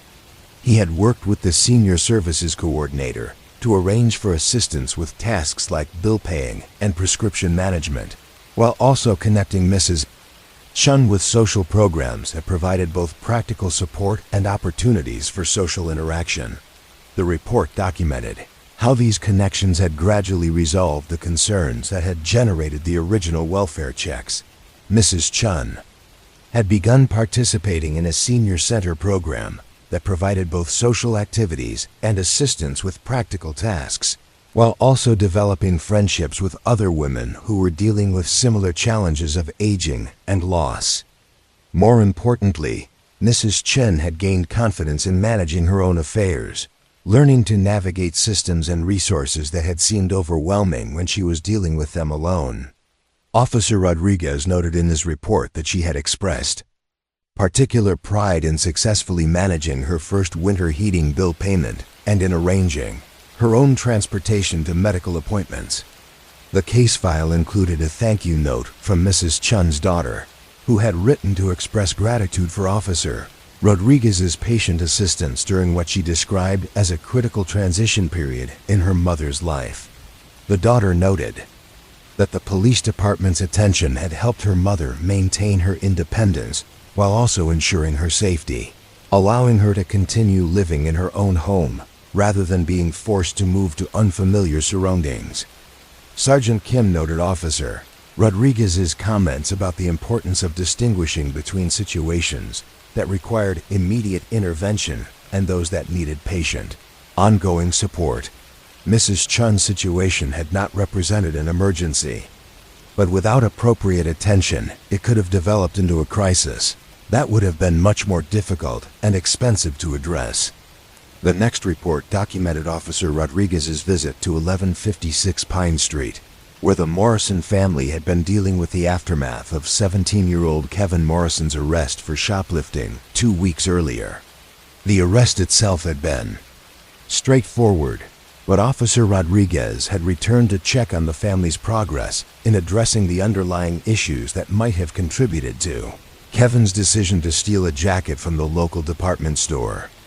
Kevin's shoplifting had occurred during a particularly stressful period for his family, when his father's reduced work hours had created financial pressure and his mother had been working extra shifts to make up the income difference. Kevin had been aware of his family's financial difficulties and had been reluctant to ask for money for winter clothes that he needed for school, leading to his poor decision to steal the jacket rather than add to his parents' stress. Officer Rodriguez's follow-up visit had focused on ensuring that the family had connected with appropriate resources to address both the immediate consequences of Kevin's arrest and the underlying financial pressures that had contributed to the incident. He had worked with the family to identify assistance programs that could help with basic needs while Kevin completed his community service requirements and attended counseling sessions related to his arrest. The report documented how the family had been connected with the community assistance program at their church, which had provided not just financial help, but also mentoring support for Kevin and job search assistance for his father. Kevin had begun working part-time at a local restaurant, both to earn money for his family and to demonstrate his commitment to making better choices in the future. Most significantly, the family had developed better communication about financial stress and practical needs, with Kevin's parents helping him understand that asking for help with necessary items like clothing was appropriate, and that his family's temporary financial difficulties were not his fault or responsibility to solve through inappropriate means. Officer Rodriguez noted in his report that Kevin had completed his community service requirements with enthusiasm, volunteering additional hours beyond what was required and expressing interest in continuing volunteer work even after his legal obligations were fulfilled.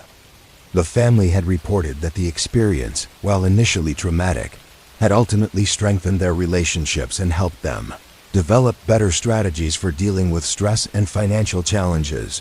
The third report dealt with Officer Rodriguez's visit to the Riverside Community Center, where he had been following up on a vandalism incident from the previous month that had initially seemed like simple property destruction, but had revealed more complex issues related to youth activities and community programming needs.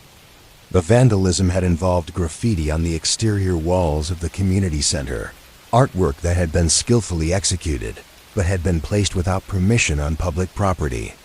Officer Rodriguez had worked with community center staff and local residents to identify the young people responsible for the graffiti, but rather than simply pursuing criminal charges, he had focused on understanding why the community center had attracted this kind of unauthorized artistic activity. The investigation had revealed that several teenagers in the neighborhood were interested in artistic expression, but lacked access to appropriate spaces and materials for their creative work. The community center had programming for younger children and adults, but limited offerings for teenagers who were dealing with the particular challenges of adolescence and the need to develop their own identities and interests. Officer Rodriguez's follow-up work had focused on helping the community center develop programming that would channel teenagers' artistic interests into positive activities, while also addressing the property damage that had resulted from unauthorized graffiti. He had facilitated discussions between the young artists, community center staff, and neighborhood residents to develop solutions that would serve everyone's interests. The resolution had led to the establishment of a youth arts program at the community center, with designated spaces for artistic expression and instruction from volunteer artists who help teenagers develop their skills while learning about appropriate ways to share their work with the community.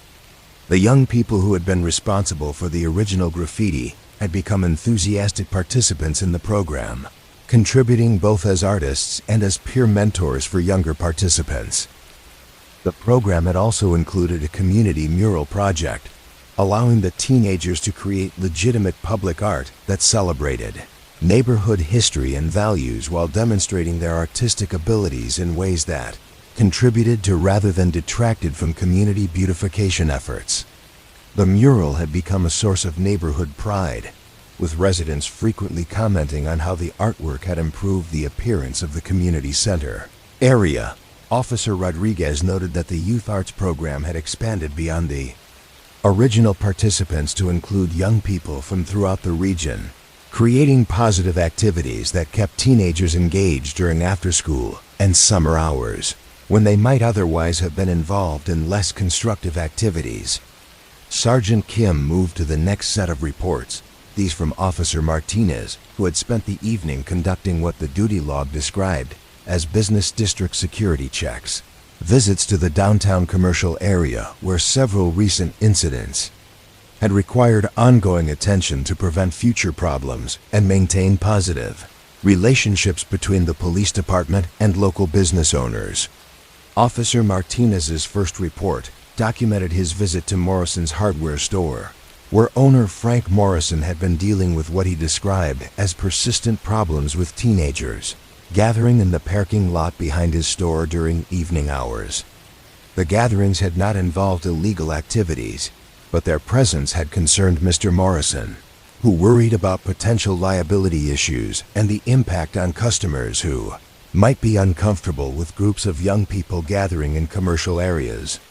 The situation had required Officer Martinez to balance Mr. Morrison's legitimate concerns about his property and business operations with the teenagers' right to gather in public spaces and the recognition that their activities were not inherently problematic. The young people had been using the parking lot area as a place to socialize and spend time together, particularly during weekend evenings when other gathering places were either unavailable or inappropriate for their age group. Officer Martinez had worked with both Mr.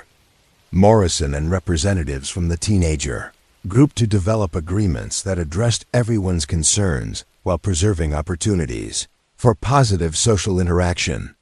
The teenagers had agreed to limit their gathering times to hours that would not interfere with business operations and to take responsibility for keeping the area clean and ensuring that their activities did not disturb neighboring businesses. Mr. Morrison had agreed to allow the gatherings to continue during specified hours and had even offered to provide lighting improvements that would make the area safer and more visible during evening hours. The arrangement had created what both sides described as a win-win situation, with the teenagers gaining a safe place to gather and Mr. Morrison maintaining control over his property while building positive relationships with young people in the community. The report documented positive outcomes from this collaborative approach, with several of the teenagers eventually seeking part-time employment at Morrison's hardware store and neighboring businesses. Mr. Morrison had commented that getting to know the young people as individuals had changed his perspective on their gathering activities, helping him understand that their presence represented positive community engagement rather than potential problems. Officer Martinez's second report dealt with his visit to the Riverside Diner, where owner Maria Santos had been experiencing what she described as difficulties with customers who seemed to be using the restaurant as a place to conduct business meetings that made other patrons uncomfortable. The customers in question were not engaging in illegal activities, but their lengthy conversations and frequent use of the phone had created an atmosphere that seemed more appropriate for an office than a family restaurant. The investigation had revealed that the customers were small business owners and independent contractors who lacked access to formal office spaces and had begun using the diner as an informal meeting place where they could conduct business while supporting a local establishment. Their activities were legitimate, but their intensive use of the space during busy mealtimes had created challenges for other customers and for restaurant staff who needed to balance accommodation with efficient service. Officer Martinez had facilitated discussions between Mrs. Santos and the business customers to develop arrangements that would allow them to continue using the diner for meetings while ensuring that their activities did not interfere with the restaurant's primary function of serving meals to community members. The resolution had involved scheduling agreements that directed business meetings to less busy hours and designated seating areas that could accommodate longer stays without affecting other diners. Mrs. Santos had also worked with the business customers to create what she called the Riverside Business Network, a formal group that met regularly at the diner during specified hours and contributed to community economic development while supporting local businesses. The network had eventually expanded to include other small business owners and had become a valuable resource for entrepreneurs who needed support and connections in the local business community. The arrangement had created benefits for everyone involved, with the diner gaining regular customers during traditionally slower periods and the business network gaining a stable meeting place that supported their community economic development goals. Other local businesses had requested similar arrangements, leading to a broader initiative to support small business development through creative use of existing community spaces. Officer Martinez's final report documented his visit to the Riverside Pharmacy, where pharmacist Dr. Jennifer Park had been dealing with concerns about customers who seemed to be spending unusually long periods in the store, behavior that had initially raised concerns about potential shoplifting, but had revealed more complex issues related to healthcare access and social isolation among elderly community members. The investigation had shown that many of the customers who spent extended time in the pharmacy were elderly residents who used their visits to fill prescriptions as opportunities for social interaction and informal health consultations with Dr. Park, who was one of the few healthcare professionals they saw regularly and trusted completely. Their extended visits reflected not criminal intent, but rather social and healthcare needs that were not being met through other community resources. Dr. Park had expressed concern about these customers' apparent isolation and their reliance on pharmacy visits for social contact, but had also noted that her professional responsibilities and time constraints made it difficult to provide the kind of extended attention that many of these customers seemed to need. She had asked for Officer Martinez's assistance in connecting these customers with appropriate social and healthcare resources while maintaining her ability to serve all community members efficiently. Officer Martinez had worked with Dr. Park and local social service organizations to develop what became known as the Riverside Senior Health Support Program, an initiative that provided regular social activities and health education opportunities for elderly community members while also ensuring that pharmacy visits could be conducted efficiently. The program had included volunteer visitors, group activities, and connections to healthcare services that addressed the social isolation that had been driving the extended pharmacy visits. The program had created positive outcomes for all participants, with elderly community members gaining access to social activities and health resources while Dr.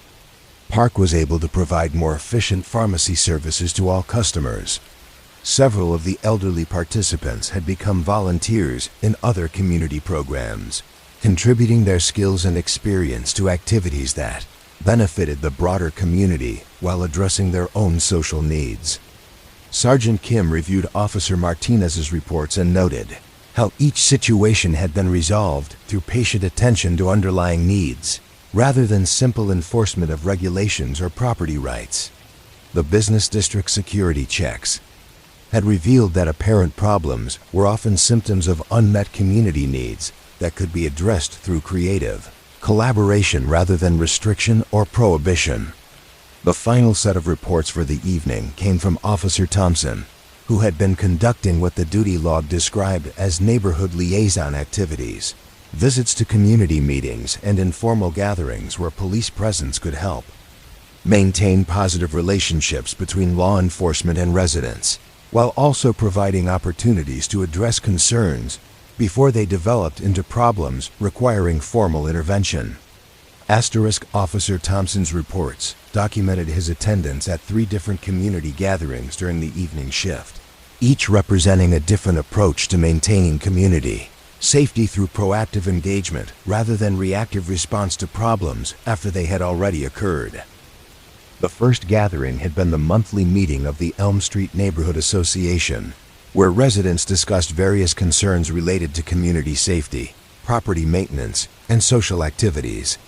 Officer Thompson's role at these meetings was primarily to provide information about police services and to listen to residents' concerns about issues that might require law enforcement attention.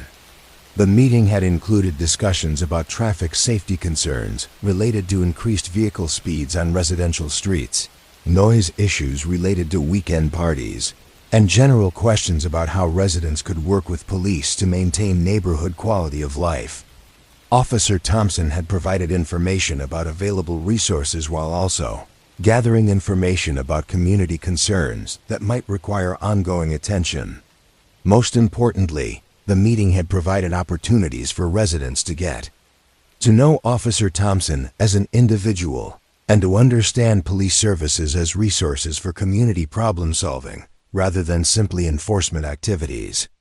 Several residents had expressed appreciation for police willingness to participate in community meetings and had volunteered to work with officers on various initiatives related to neighborhood improvement. The second gathering had been an informal, social event at the Riverside Community Center, where Officer Thompson had been invited to participate in a monthly potluck dinner that brought together families from throughout the neighborhood for social interaction and informal discussion of community issues. His presence at these events was designed to build relationships and trust between police and community members in relaxed, non-enforcement settings. The potluck dinner had provided opportunities for Officer Thompson to meet families and children in positive circumstances, helping to build the kind of community relationships that made residents comfortable approaching police with concerns or information when needed. Children had been particularly interested in learning about police work, asking questions about police vehicles, equipment, and daily activities that helped demystify law enforcement and build positive associations with police presence. The evening had also included informal conversations with parents about community safety concerns, discussions that provided valuable information about neighborhood dynamics and potential issues while also allowing Officer Thompson to provide information about police services and crime prevention strategies. These conversations had contributed to the ongoing flow of information between police and community that supported effective crime prevention and problem solving. The final gathering had been a meeting of the Riverside Youth Mentorship Program, where Officer Thompson served as a volunteer mentor working with teenagers who were interested in learning about law enforcement careers or who could benefit from positive adult relationships.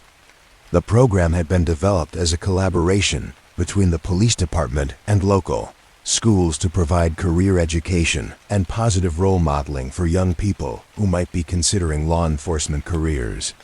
Officer Thompson's participation in the mentorship program had included discussions about the realities of police work, the importance of education and character development, and the various ways that young people could contribute to community safety and improvement. Several of the program participants had expressed interest in law enforcement careers, while others had developed better understanding of how police work contributed to community well-being. The mentorship program had also provided opportunities for young people to participate in community service projects related to crime prevention and neighborhood improvement, giving them practical experience in working collaboratively to address community challenges while building positive relationships with law enforcement officers who served as both mentors and role models. Sergeant Kim completed her review of the evening's reports and prepared to file them with the appropriate case documentation, each one representing hours of patient work that contributed to community safety through relationship building, problem prevention, and collaborative engagement rather than reactive enforcement. The night shift moved with its own rhythm, marked not by dramatic incidents, but by the steady, accumulation of positive contacts and proactive attention that formed the foundation of effective community policing. The precinct around her had settled into its deepest quiet, with the gentle sounds of radio traffic and administrative activities, creating a peaceful backdrop for the reflection and documentation that allowed officers to transform daily experiences into institutional knowledge that could guide future community service. These reports would join the vast archive of stories that preserve the community's accumulated understanding of how law enforcement could contribute to the kind of society that people wanted to build together. As the night shift continued its quiet vigilance, Sergeant Kim reflected on the patience and wisdom that characterized the police work documented in these evening reports. Officers like Rodriguez, Martinez, and Thompson had understood that their most important work often happened during quiet moments when they could build relationships, address emerging concerns, and contribute to the kind of community trust that made formal law enforcement unnecessary for many situations that might otherwise have required official intervention. The rain continued its gentle rhythm against the station windows, marking time in the sleeping city where patrol officers continued their rounds through neighborhoods where families rested safely, knowing that patient, thoughtful police work was maintaining the delicate balance of trust and order that made peaceful community life possible. The evidence room occupied the entire third floor of the old precinct building, a vast space filled with metal shelving that stretched from floor to ceiling, creating narrow aisles lined with boxes, envelopes, and containers that held the physical remnants of thousands of investigations. Detective Ann Walsh had been assigned to conduct the quarterly inventory review, a methodical process that required examining and documenting items that had been stored for years, ensuring that evidence was properly maintained while also identifying materials that could finally be released or properly disposed of according to department protocols. Tonight, as December snow fell silently against the windows that ran along the evidence room's eastern wall, Detective Walsh moved slowly through the aisles with her clipboard and inventory sheets, pausing at each section to examine items that represented not just physical evidence, but moments when ordinary life had intersected with the formal processes of law enforcement. Each box and envelope held stories that had once generated intense activity and concern, but had gradually settled into the quiet dignity of archived resolution. She began her work in Section A, where the oldest items were stored in climate-controlled conditions that preserved their physical integrity while allowing them to rest undisturbed unless specifically needed for legal proceedings or administrative review. The first box she examined contained materials from a case that had been resolved in 1978, photographs and documents related to what the initial reports had described as vandalism at Riverside Elementary School. The photographs, preserved in acid-free envelopes, showed classroom walls covered with elaborate chalk drawings that had initially been interpreted as destructive behavior, but had gradually been understood as something far more complex. The images captured intricate artistic works that had transformed ordinary blackboards into canvases for mathematical equations, geometric patterns, and naturalistic drawings that demonstrated sophisticated artistic and analytical skills. Detective Walsh examined each photograph carefully, noting how the evidence preservation had maintained not just the images themselves, but also the handwritten notes from investigating officers who had documented their growing understanding of what these drawings represented. Officer Chun's notes, attached to the photographs, described how the investigation had revealed that the vandalism had been created by Marcus Thompson, a 12-year-old student who had been staying after school to work on advanced mathematics problems and had begun using the available blackboard space to explore connections between mathematical concepts and artistic expression. The photograph showed how Marcus had used chalk to create visual representations of mathematical relationships, transforming abstract concepts into beautiful patterns that helped him understand complex ideas while also creating artwork that had impressed both his teachers and the art instructor who had eventually been consulted about the significance of his work. What had initially appeared to be destructive behavior had actually represented a young person's innovative approach to learning and self-expression. Detective Walsh found documentation showing how the case had been resolved, not through disciplinary action but through the development of appropriate channels for Marcus's mathematical and artistic interests.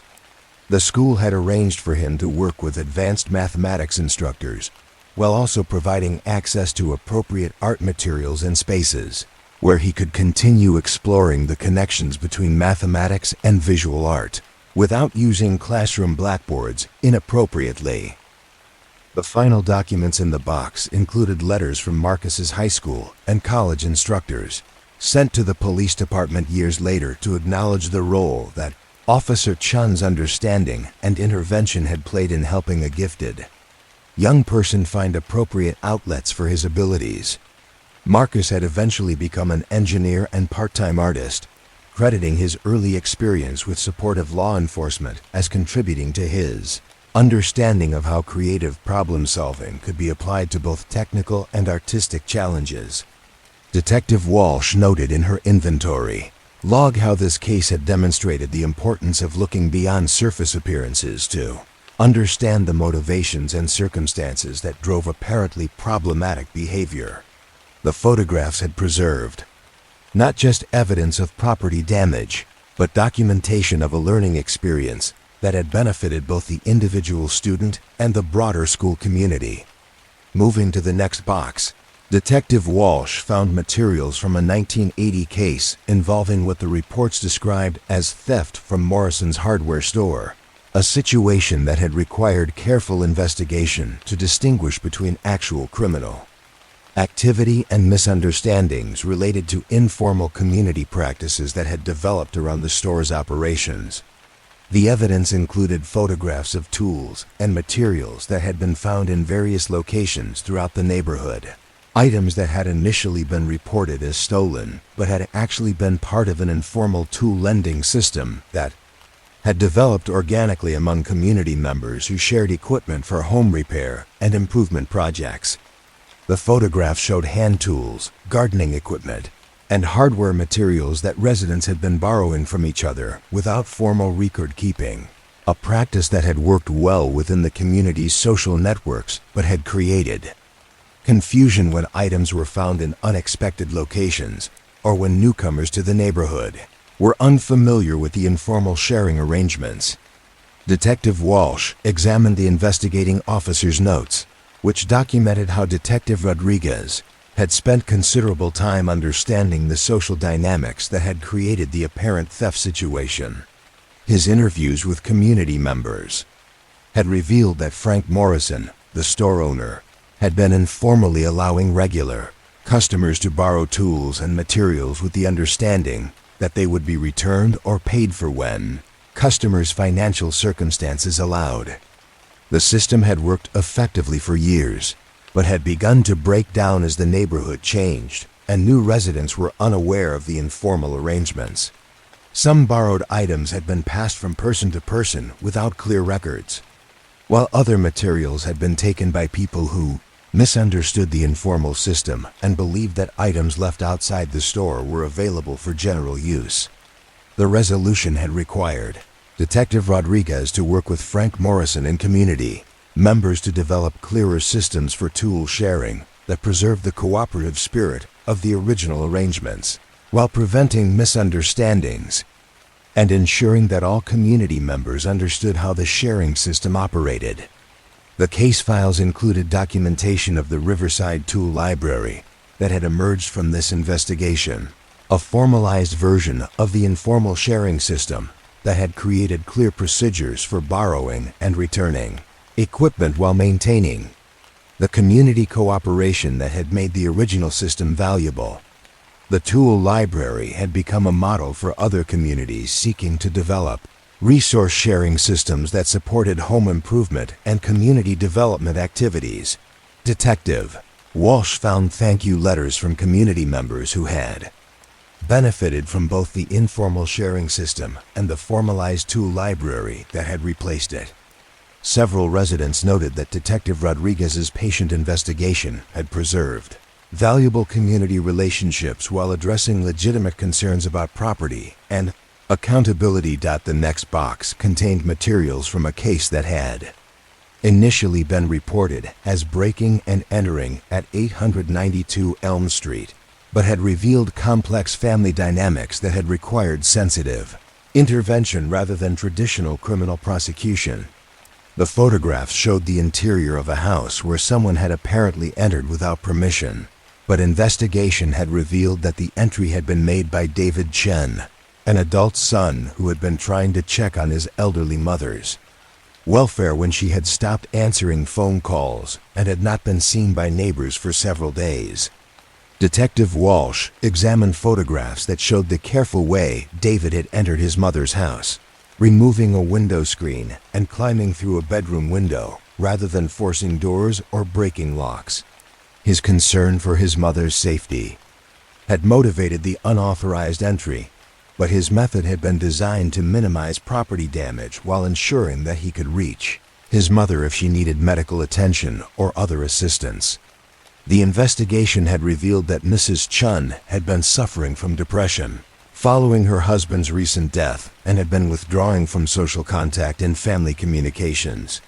Her son's unauthorized entry had been motivated by genuine concern rather than criminal intent, but had still created legal and family complications that required careful resolution. Detective Martinez, who had investigated the case, had worked with the Chun family to address both the immediate legal questions about unauthorized entry and the underlying family dynamics that had created the situation. His reports documented how he had facilitated family meetings that addressed Mrs. Chun's need for independence and privacy while also ensuring that her adult children could maintain appropriate contact and provide assistance when needed.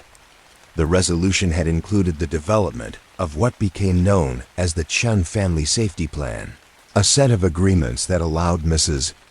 Chun to maintain her independence while providing her children with reassurance about her welfare and appropriate protocols for checking on her when they had concerns about her safety or health. More broadly, the case had led to the development of community resources for elderly residents and their families who were dealing with similar challenges related to aging, independence, and family communication. The Senior Services Coordinator had worked with Detective Martinez to create information and support services that helped families develop appropriate safety plans that respected elderly residents' autonomy while addressing legitimate family concerns about health and welfare. Detective Walsh found documentation showing how the Chun family had become advocates for other families dealing with similar challenges, working with community organizations to develop support groups and educational resources that helped families navigate the complex balance between independence and safety for elderly family members. Moving deeper into the evidence room, Detective Walsh opened a box from a 1982 case that had been initially reported as vandalism at Riverside Park, but had revealed an unauthorized community improvement project that had required careful evaluation to distinguish between destructive behavior and constructive community engagement. The photograph showed areas of the park where someone had been removing invasive plant species and replacing them with native plants that were better suited to the local ecosystem. While the work had been conducted without official permission, the results had actually improved the park's environmental health and aesthetic appeal. The investigation had been conducted by Officer Thompson, whose patient approach to community issues had led him to spend considerable time understanding the motivation and methods behind the unauthorized landscaping work. His reports described how he had discovered that the work was being conducted by Sarah Martinez, a retired biology teacher who had been volunteering her expertise to improve the park's ecological health. The photographs documented the careful, scientifically informed approach that Sarah had taken to the restoration work, removing only invasive species that were harming native plants and replacing them with appropriate alternatives that would support local wildlife and require less maintenance than the non-native species they replaced. Officer Thompson's investigation had revealed that Sarah's unauthorized work was actually accomplishing goals that the parks department supported, but lacked the budget and expertise to pursue through official channels. Her knowledge of local ecology and plant identification was extensive, and her restoration techniques were environmentally sound, but her work needed to be integrated into official park management plans to address legal and administrative concerns. Asterisk, the resolution had led to the establishment of the Riverside Park Stewardship Program, a formal volunteer initiative that allowed qualified community members to participate in park maintenance and environmental restoration, under appropriate supervision and with official support. Sarah had become the volunteer coordinator for the program, training other community members in ecological restoration techniques while working with parks department staff to develop long-term environmental management plans. The case files included before and after photographs showing the transformation of various areas of the park over the years, following the establishment of the stewardship program. The images documented the successful restoration of native plant communities, the establishment of wildlife habitats, and the creation of educational displays that helped park visitors understand the importance of ecological conservation. Letters from environmental organizations and educational institutions testified to the success of the park stewardship program, which had become a model for community-based environmental conservation that had been replicated in parks and natural areas throughout the region. The program had received awards for environmental education and volunteer engagement, demonstrating how apparent vandalism had been transformed into valuable community service. Detective Walsh continued her inventory work, moving to a section that contained materials from cases that had involved what initial reports described as suspicious activity, but had actually represented community members engaging in positive activities that had initially been misunderstood or misinterpreted by observers who were unfamiliar with the specific circumstances. One box contained photographs from a 1983 investigation into reports of unauthorized camping in the wooded area behind the community center. Reports that had generated concerns about transient activity and potential safety hazards in an area used by families and children during daylight hours. The photographs showed well-organized campsites that had been established by a group of local teenagers who had created what they called an outdoor education club, spending weekends learning wilderness survival skills and practicing responsible camping techniques under the informal leadership of James Park, a 16-year-old Eagle Scout who had wanted to share his outdoor knowledge with friends who lacked access to formal scouting programs.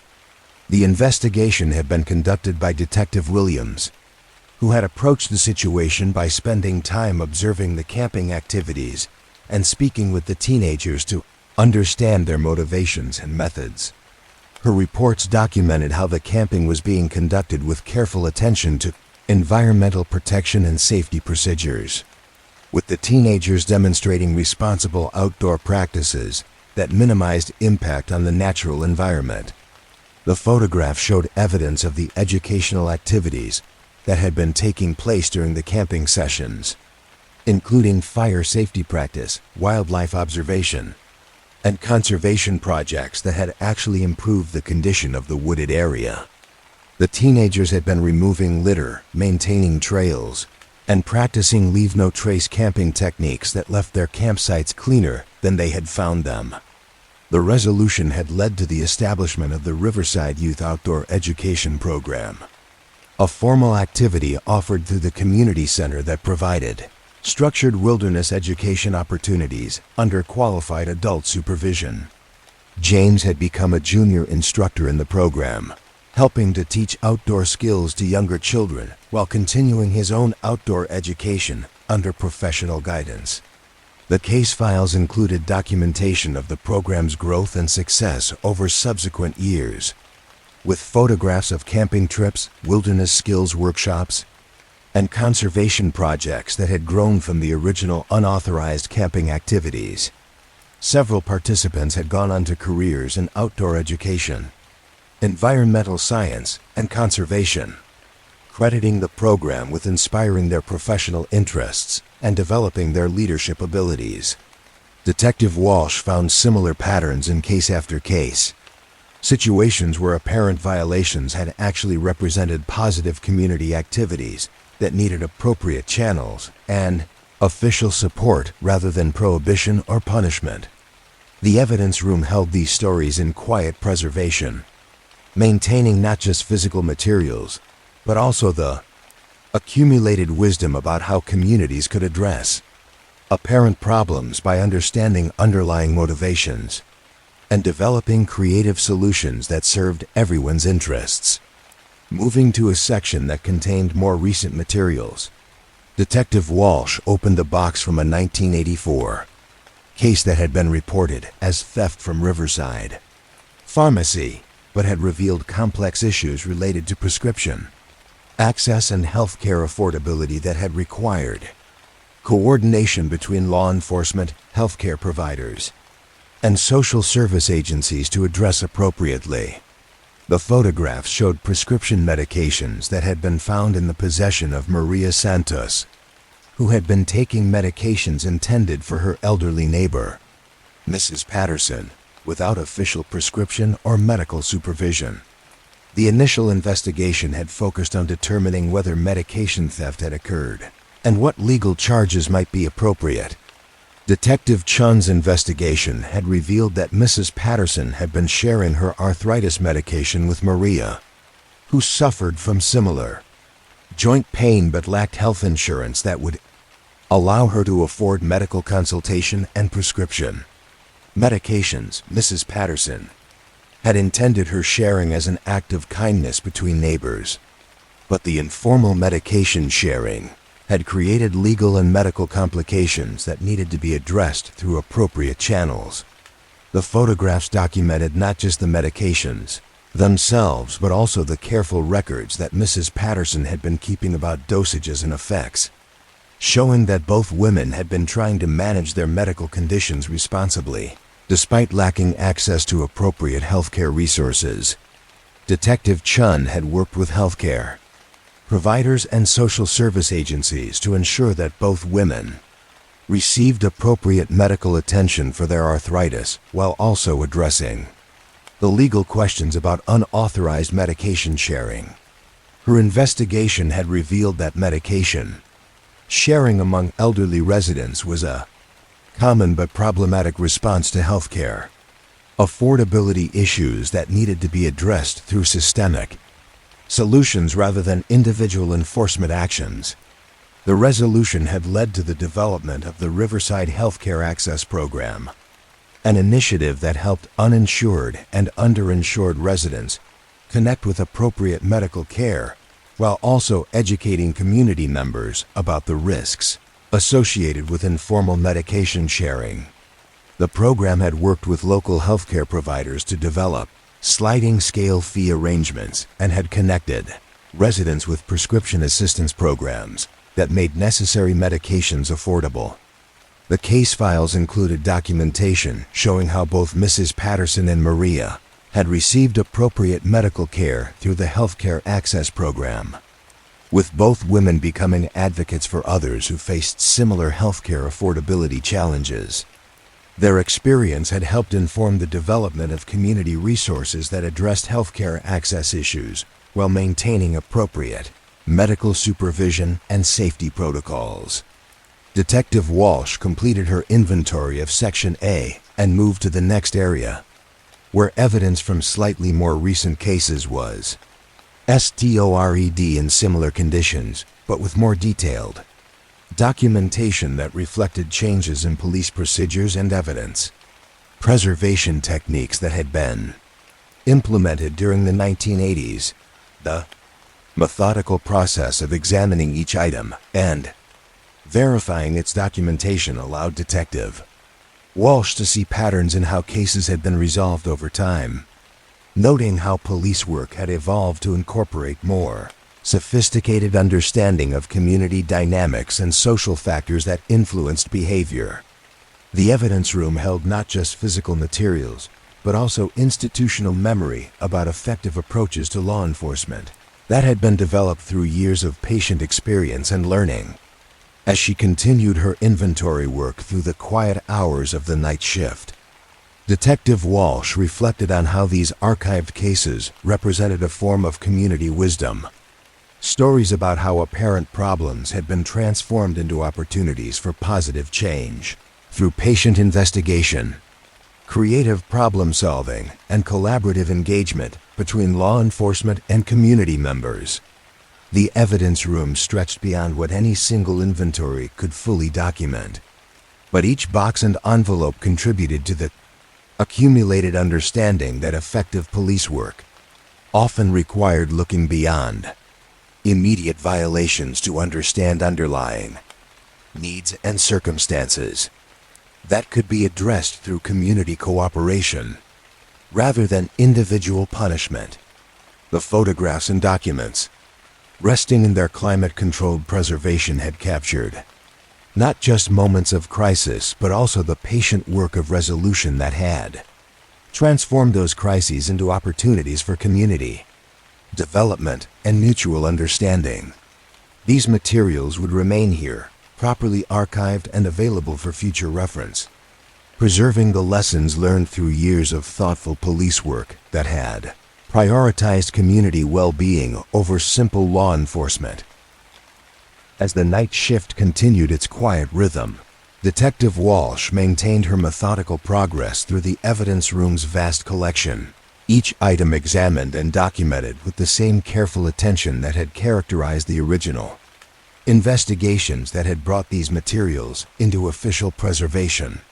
The snow continued falling outside the windows, marking time in the sleeping city where these archived stories rested in their ordered silence, ready to teach their lessons to anyone who took the time to understand the patient work of building and maintaining communities where people could live together safely and peacefully. Detective Robert Chun walked through the downtown district as dawn approached, following routes that had become familiar during his 15 years with the department.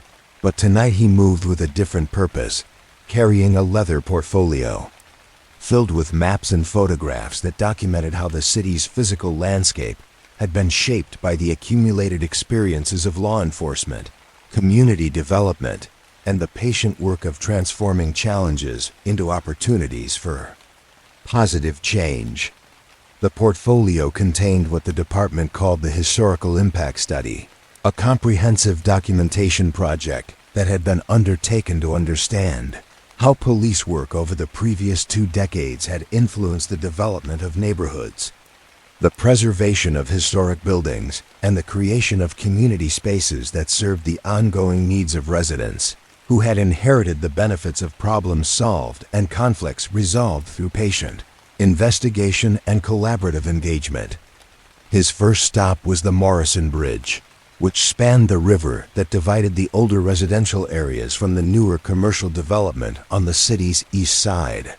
The bridge had been the site of what 1979 police reports had described as recurring vandalism and suspicious nighttime activity, incidents that had generated community concern and had required ongoing police attention over a period of several months. Detective Chun opened the portfolio and examined photographs from that earlier investigation, images that showed the bridge's stone surfaces covered with graffiti that had initially been interpreted as simple property destruction, but had gradually been understood as something far more significant. The photographs captured elaborate murals that had told the story of the city's industrial history, depicting the mills, factories, and working families that had built the community's economic foundation during the early 20th century. The original investigating officer, Detective Rodriguez, had spent considerable time documenting not just the unauthorized artwork, but also researching its historical accuracy and artistic merit. His reports, preserved in the portfolio, described how the graffiti had actually represented the work of Maria Santos, a local high school teacher who had been working with her students to create what she called public history education, using the bridge's highly visible surfaces to teach community members about their shared heritage. The investigation had revealed that Maria's unauthorized murals had been historically accurate and artistically sophisticated, representing months of research into local archives, oral history interviews with elderly residents, and collaborative, artistic work with students who had been learning about their community's past while developing their own artistic skills. The murals had violated city ordinances about property defacement, but had also created an informal museum that had educated hundreds of people about local history. Detective Chen walked along the bridge's pedestrian walkway, noting how the unauthorized murals had eventually been replaced by official historical displays that had grown from the original investigation. The city had worked with Maria and her students to develop a permanent historical exhibition that had preserved the educational value of the original murals while addressing legal and administrative concerns about unauthorized use of public property. The current displays, installed with proper materials and professional design, told the same stories that Maria's students had originally painted on the bridge's stone surfaces, but with additional historical documentation and interpretive materials. That had made the bridge a recognized historical education site that attracted visitors from throughout the region. The portfolio contained letters from historical organizations and educational institutions that had recognized the bridge historical displays as a model for community-based historical education. The project had received funding from cultural organizations and had become part of the official city heritage trail that guided visitors through significant historical sites while celebrating the community's industrial and cultural heritage. Detective Chun noted how the bridge case had demonstrated the importance of looking beyond immediate violations to understand underlying educational and cultural values that deserved support rather than suppression. The unauthorized murals had been transformed into legitimate historical education that had benefited the entire community, while respecting appropriate procedures for public art and historical preservation. Moving from the bridge, Detective Chun walked along Riverside Boulevard, the main commercial street that connected the downtown business district with the residential neighborhoods that had been developed during the city's period of economic growth in the 1960s and 1970s. The boulevard had been the site of numerous incidents over the years, but tonight he was particularly interested in documenting how several specific cases had influenced the street's development into what was now recognized as a model for small-town commercial revitalization. He stopped at 412 Riverside Boulevard, where Morrison's Antique Shop occupied a building that had been the center of what 1981 police reports had described as suspicious activity and possible fencing operation. The initial investigation had been triggered by neighbors who had observed unusual patterns of people bringing items to the shop during evening hours and leaving with what appeared to be cash payments. Asterisk, the portfolio contained photographs from Detective Martinez's investigation, images that showed the interior of the shop filled with furniture, household items, and collectibles that had initially raised questions about whether stolen goods were being sold through what appeared to be a legitimate antique business. The photographs documented the careful way Detective Martinez had cataloged items in the shop, checking serial numbers and descriptions against theft reports while also investigating the business practices that had generated neighbor concerns. The investigation had revealed that Frank Morrison, the shop owner, had been operating what he called an informal estate sale service, helping elderly residents and families dealing with death or relocation to sell household items that had value but were no longer needed. His evening hours and cash transactions had been designed to accommodate working families who could only visit the shop after normal business hours, while his payment methods had been intended to provide immediate financial assistance to people dealing with family crises. Detective Martinez's reports documented how he had worked with Frank Morrison to develop business practices that addressed neighbors' concerns while preserving the valuable service that the shop was providing to community members who needed assistance with estate sales and household transitions. The resolution had involved Frank establishing regular business hours, implementing better record-keeping procedures, and working with the city to obtain appropriate licensing for his estate sale services. The case had also led to the development of the Riverside Estate Services Cooperative, a formal organization that had provided training and support for people like Frank Morrison, who were helping families deal with household transitions during difficult life circumstances. The cooperative had created standards for ethical business practices while preserving the personal, community-oriented approach that had made Frank's services valuable to local families. Detective Chun found documentation showing how Morrison's antique shop had become a recognized part of the Boulevard's commercial district, with Frank serving on the Merchant Association Board and contributing to community development initiatives that had attracted other businesses and had helped revitalize the downtown commercial area. The shop had become a model for how traditional businesses could adapt to serve contemporary community needs while maintaining their historical character and local connections. Asterisk continuing along the boulevard, Detective Chun stopped at the building that now housed the Riverside Community Arts Center, a facility that had emerged from what 1983 police reports had described as breaking and entering at the former Morrison department store.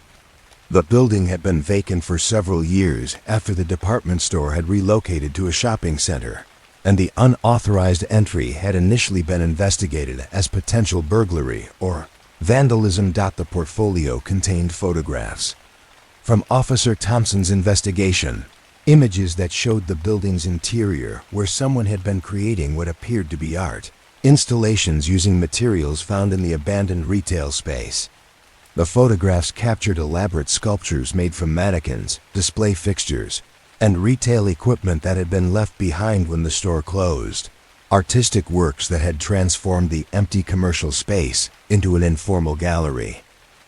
The investigation had identified Jennifer Park, a recent art school graduate who had been using the abandoned building as a studio space where she could work on large-scale installations that required more room than she could afford in commercial art studios. Her unauthorized use of the building had been motivated by artistic necessity rather than criminal intent, but had still created legal complications that needed to be resolved through appropriate channels. Officer Thompson had worked with Jennifer, the building owner, and city officials to develop a solution that would allow artistic use of the space while addressing legal and safety concerns about unauthorized building access. The discussions had led to the establishment of the Riverside Community Arts Center, a non-profit organization that had leased the building and had converted it into studios, galleries, and performance spaces that served artists and arts organizations throughout the region. The Arts Center had required significant investment in building improvements, including safety systems, accessibility modifications, and climate control that had made the space suitable for public use in artistic programming. These improvements had been funded through grants, donations, and volunteer labor contributed by artists and community members who had supported the project. Detective Chun examined photographs showing the building's transformation from abandoned retail space to vibrant art center, images that documented the creation of individual artist studios, community workshop areas, gallery spaces, and a performance venue that had hosted hundreds of cultural events over the years since its establishment. The portfolio contained programs and reviews from performances, exhibitions, and educational activities that had taken place at the Arts Center. Documentation of how unauthorized building entry had been transformed into a significant cultural resource that had contributed to the community's economic development and cultural vitality. The center had become a model for adaptive reuse of vacant commercial buildings and had inspired similar projects in other communities. Moving deeper into the downtown area, Detective Chen walked through Henderson Park, a small green space that had been created from what 1980 police reports had described as an ongoing nuisance property with suspected drug activity. The area had originally been a vacant lot surrounded by deteriorating buildings, and it had attracted both legitimate community use and activities that had concerned residents and business owners. The portfolio contained photographs from the investigation that had been conducted by Detective Williams, images that showed the vacant lot being used by various groups for different purposes throughout different times of day. The photographs captured children playing informal games during afternoon hours, teenagers gathering for social activities during evenings, and adults using the space for community meetings and cultural events. The investigation had revealed that most of the activity in the vacant lot was positive community use, but that the lack of formal organization or oversight had created opportunities for some problematic activities that had generated the complaints about possible drug activity. Detective Williams had worked with community members to understand how the space was being used and what kinds of improvements might address concerns while preserving its value as an informal community gathering place. The resolution had led to the development of Henderson Park, a formal green space that had been created through cooperation between the city, neighborhood residents, and local businesses who had recognized the value of having appropriate public space in the downtown area. The park had been designed to accommodate the various community uses that had already been taking place in the vacant lot, while adding amenities and organization that had made it safer and more accessible for all community members. The park design had included playground equipment for children, seating areas for adults, and open spaces that could accommodate community events and informal gatherings. The landscaping had been planned with input from residents who had been using the space, ensuring that improvements had enhanced rather than eliminated the community activities that had made the vacant lot valuable to neighborhood residents. Detective Chun found documentation showing how Henderson Park had become a central feature of the downtown area's revitalization, hosting farmers markets, cultural festivals, and community meetings that had strengthened neighborhood connections, while also attracting visitors who had supported local businesses. The park had received awards for community development and had been featured in planning publications as an example of how vacant urban land could be transformed into valuable community assets through collaborative planning and community engagement. The final stop on Detective Chun's evening route was the Riverside Community Learning Center, housed in the building that had formerly been Morrison Elementary School. The center had emerged from what 1982 police reports had described as unauthorized use of closed school building, incidents that had required careful investigation to distinguish between legitimate educational activities and potentially problematic building access. The portfolio contained photographs from Detective Rodriguez's investigation, images that showed classrooms where someone had been conducting informal tutoring and educational support sessions for children whose families needed additional academic assistance but couldn't afford private tutoring services. The photographs captured evidence of organized educational activities, including lesson plans, educational materials, and student work that demonstrated systematic learning support. The investigation had identified Dr. Sarah Kim, a retired teacher who had been using her key to enter the closed school building and had been providing free educational services to children from throughout the community. Her unauthorized use of school property had been motivated by her belief that all children deserved access to educational support, regardless of their family's financial circumstances. Detective Rodriguez had worked with Dr. Kim, school district officials, and community organizations to develop legal frameworks for continuing the educational services while addressing administrative and liability concerns about unauthorized building use. The discussions had led to the establishment of the Riverside Community Learning Center, a formal educational nonprofit that had leased space from the school district and had provided comprehensive educational support services. The Learning Center had expanded beyond Dr. Kim's original tutoring services to include family literacy programs, adult education classes, job training workshops, and community meeting spaces that had served residents throughout the region. The center had received funding from educational foundations and had become a model for community-based educational support that had inspired similar programs in other districts. Detective Chen examined photographs showing the school building's continued use as an educational facility. Images that documented classrooms filled with students of all ages who were receiving educational services that addressed their specific needs and circumstances. The center had preserved the building's educational purpose, while adapting its programming to serve contemporary community needs. The portfolio contained letters from students, families, and educators who had benefited from the Learning Center services. Testimonials about how Dr. Kim's unauthorized educational activities had been transformed into an official program that had helped hundreds of people achieve educational goals while strengthening community connections and supporting family stability.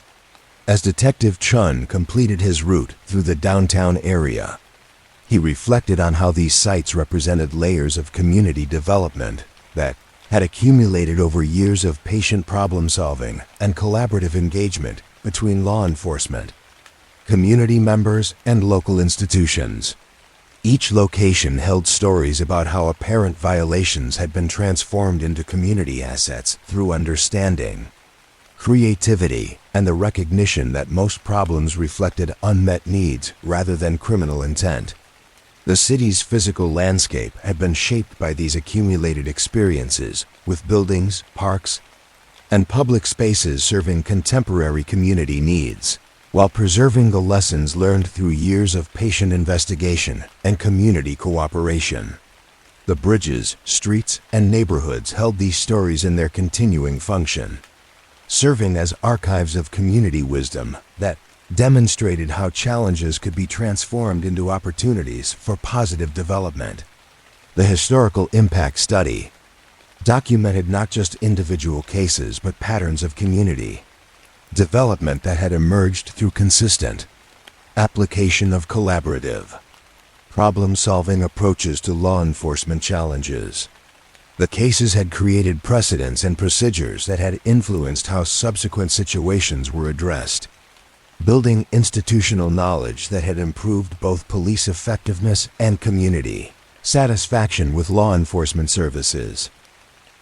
Detective Chun returned to the precinct as the morning shift began arriving, carrying with him the documentation of how the city had been transformed through years of patient work that had recognized apparent violations as opportunities for community engagement and positive development. The portfolio would join the department's growing archive of institutional memory, preserving lessons about effective approaches to community policing that had been learned through practice and refined through experience. The city continued its daily rhythms around him, with residents beginning their morning routines in neighborhoods and commercial districts that had been shaped by the silk of the saved by the fi, accumulated wisdom of law enforcement that had understood its role as community development rather than simple rule enforcement. The streets, bridges, and buildings held their stories with quiet dignity, serving contemporary needs while preserving the institutional knowledge that had transformed apparent problems into lasting community assets through the patient application of understanding, creativity, and collaborative engagement. Asterisk.